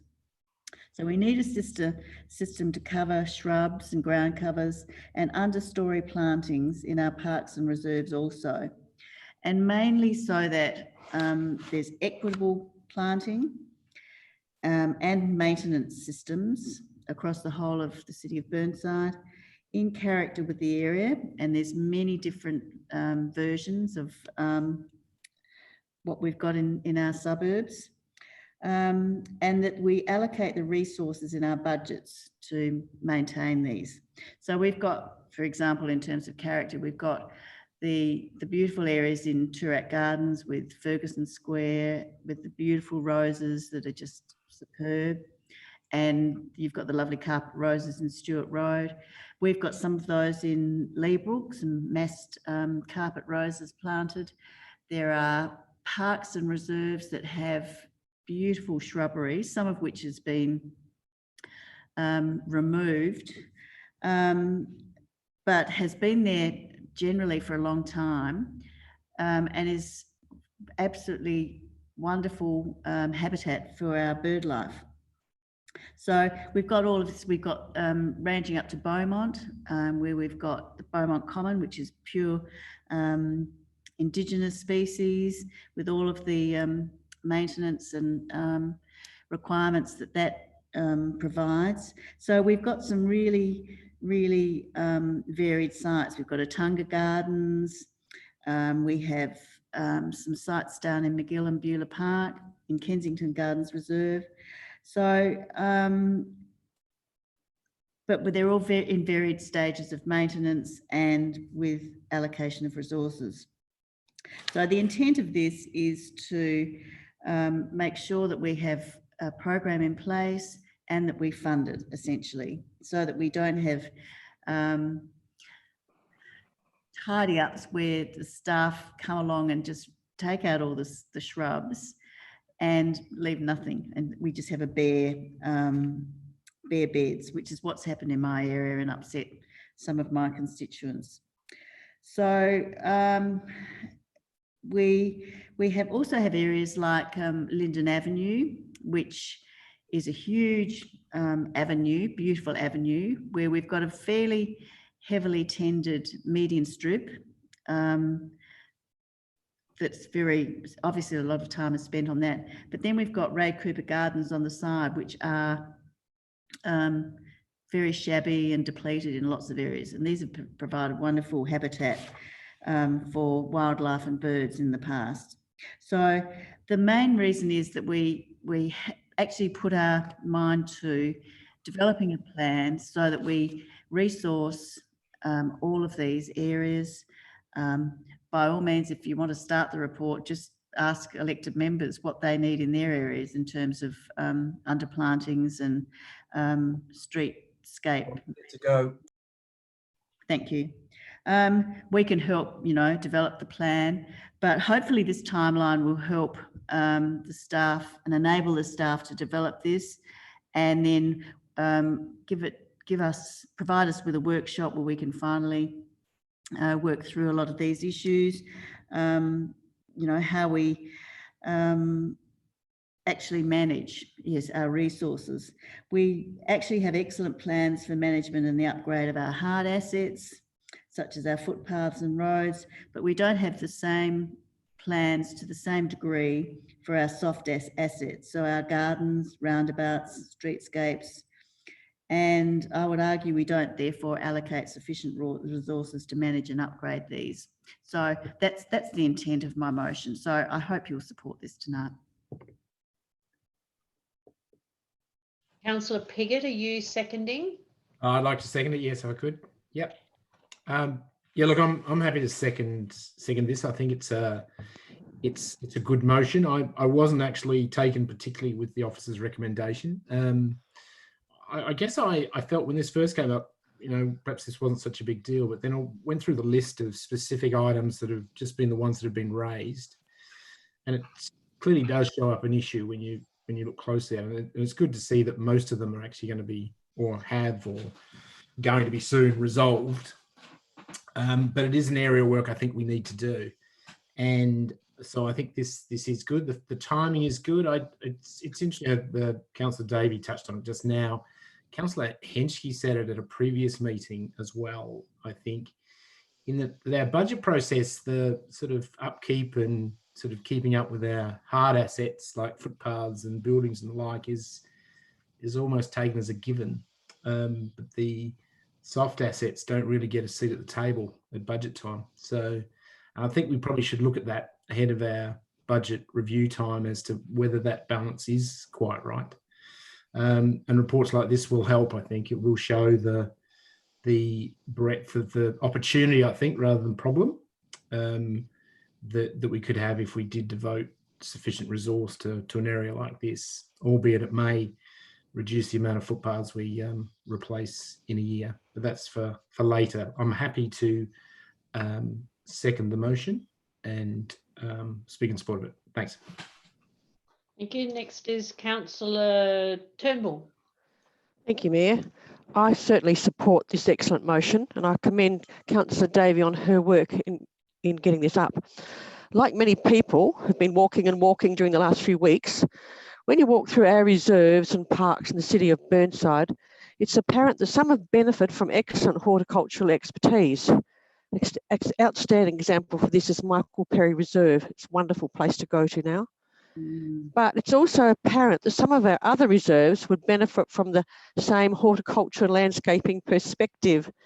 As I've said before, as you go up the Green Hill Road, there needs to be more work done on some of those places up there, some of our reserves and parks. A workshop for EMs is an excellent idea, and I believe that this issue is best addressed through a coordinated and longer term plan such as this, so I'll certainly vote in favour for it. And thank you, Councillor Davey. Councillor Lemon. Yes, I have a question. I note that Councillor Davies' motion makes it 3 years, but the original motion were 5 to 10. Can administration explain to me why they actually went 5 to 10? Was there a reason to go 5 to 10? As opposed to this, what we now have is 3-year program? Thank you, Madam Mayor. Certainly pleased to provide clarity on that. It was at the resolution of council, the resolution that was voted on the 12th of May, 14th of April, where council resolved to receive a short-term, next 5 years, and long-term 5 to 10 years report. So this report was coming back to council to seek clarification, and we were simply following that previous resolution of council. Before you was a further amendment, which I can only understand as council seeking to further clarify their position. Okay, so can you then tell me whether there will be 2 reports coming back in the fullness of time? One, a short-term one, and another one that's got 10 years? No, I'll be taking it as if the motion that's before you now gets up, I'll be presenting a 3-year plan, and you will receive 1 report. And that 3-year plan will be for the duration of 3 years only? Oh, at this stage, the answer is technically yes, but my understanding would be that once we put in place a horticultural plan and strategy, my expectation would be that potentially it becomes a rolling program that was continued. Thank you. I'll speak to the motion now if I can. I think it's unfortunate that we've changed this now, where we had a short-term plan and then a long-term, we had 2 plans. And now we've got a 3-year plan. And that actually puts an entire different flavour on what we're going to get back from administration, in my opinion. So I think we're the poorer for it. I'll support this, but I think we're the poorer for it. Because this actually requires longevity. Really, if we're going to look after our soft stuff, like we look after our hard stuff, our footpaths and our built form, then we need to have a 5, 10, 15-year plan, because if we don't have that, we're just scratching around the edges, really, like old chooks, seriously. The other point that I'd make is I actually think it's unfair to say we don't have strategies that actually cover this. We don't have a horticultural plan for stuff in reserves and parks. And this is a good start. It was a better start when it was 5 to 10, but it's a good start at 3. But we do have strategies that cover plantings in Burnside. Our urban tree strategy is probably the best in metropolitan Adelaide.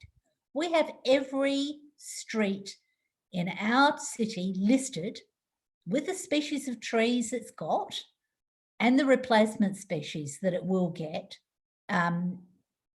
in the fullness of time as we replace inappropriate street trees like the white cedars. So that is an absolutely sensational piece of work that will stand us in good stead for the next 50 years. We also have a streetscape strategy that also looks at those sorts of things. And I think I'm not taking away from this one, but I think these things need to knit together and complement each other. And I think they all need to have the same sort of longevity. And they all need to show our residents that we care at a variety of levels. But we do have good basis to go on from, like our street tree strategy and like our streetscape strategy. This needs to also have that same depth and that same rigour, although it's only for 3 years. Councillor Dawes. Thank you, Mayor. I do agree with Councillor Lemon's comment there initially. She talked about longevity, and I think that was the intention of last council meeting's resolution. So this is a follow-up to last year's resolution. I'm just going to put down what I think what this motion does tonight. I understand that Councillor Davies' motion has been designed to actually speed up the process of vegetation review by reducing initially the scope of that review. I wouldn't be surprised that when we go through this process, we do understand there could be a 3-year, and I wouldn't be surprised if administration comes back to us and say there are certain things we can do within 5 years and within 10 years. And I think that might satisfy some of Councillor Lemon's concern. But what we are talking about here are existing gardens only over a 3-year plan, and a timeline which enables us to finalise the council report by the start of next year. But I think what administration might come back with us on is that there are some things we can do within 3 years, but I'll use that longevity clause that Councillor Lemon mentioned, that there are other things that we can only do in 5 and 10 years. On a side comment, in the report, it seems that only 2 wards were asked if they had issues with their green spaces. I would hope that administration would also include the other 4 wards, because as I understand it, there are issues in every ward about their green spaces, their gardens, their reserves. They may not be major, but there would be other ward councillors that would like to contribute to that report that you've received today. So I think it does make good sense of what Councillor Davies is trying to do here, is get an initial report done over 3 years, but let's not forget that there will be some things that will take us longer. And I'm hoping that will come out through our workshops and through administration reports. Thank you. Councillor Cornish. Thank you, Your Worship. Similar lines to Councillor Dawes and Councillor Lemon, I am a little concerned with the 3 years. I think I will vote for it as it stands, but I'm scared that it's going to be the nail in the coffin when this report comes back, purely from the fact that to roll out the plan and strategy for understory in ornamental planting across the city of Burnside in a 3-year time period is going to be extraordinarily expensive. You know, it's not a 5 to 10 year plan where you could just have a couple of teams and you just work on park by park and section by section, year by year, and then you eventually get there and you've got an in-house team built up working on it and constantly working on it. A 3-year plan is speeding it up, but it's going to be extraordinarily costly. And when that report comes back to us in November and February, I'm a little scared that we're going to balk at that figure and run a mile. So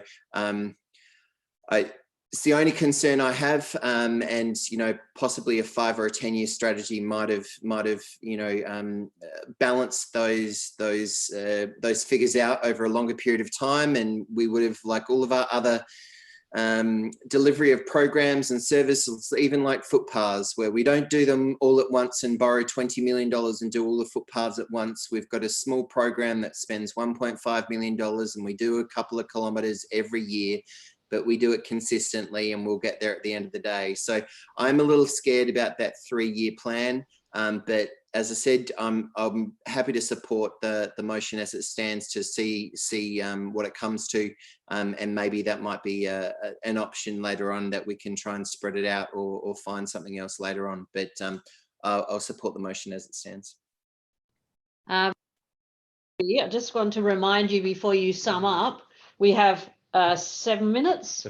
7 minutes left of this before we have to go to move a motion for extra time. And I'd like to try to finish the meeting.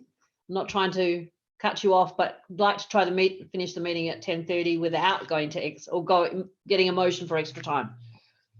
Off you go. Thank you. I'm very happy to sum up very quickly. This plan, I thank you all very much for your input and considered input. This plan for 3 years starts the process for investment in our existing planted sites, and it's designed to coordinate that. We do have strategies for planting trees, but this is for horticultural, that is the shorter-lived understory shrubs and ornamentals across the city of Burnside. I understand that we have many other strategies, including our streetscapes and etc., but we need to focus on our garden plantings. I think that we lost many of our shrubs in the drought, which we have not really replaced. I thank the staff for the work that they have put into the autumn planting, as outlined in the many areas on pages 299 to 301. They've gone all out, especially in the COVID time, and people have been out planting across our parks and reserves and streetscapes, and really utilising the rain and the open air. So I ask for your support to get this plan developed for the city of Burnside in the shorter term for our long established sites. So it's just replenishing and restoring what's already in place. I'm not asking for new ones. Let's support our climate change initiative, green our city, keep it cool, stop it warming, provide value for our wildlife and environment, and help to manage our bushfire risks with these plantings as well where it's appropriate. So hopefully you'll support this. Thank you. All in favour? Carried. Right, turning over the page now, because we've done the Commonwealth Home Support. Any other business? No confidential items. Then I will close the meeting at 10:25 and wish you all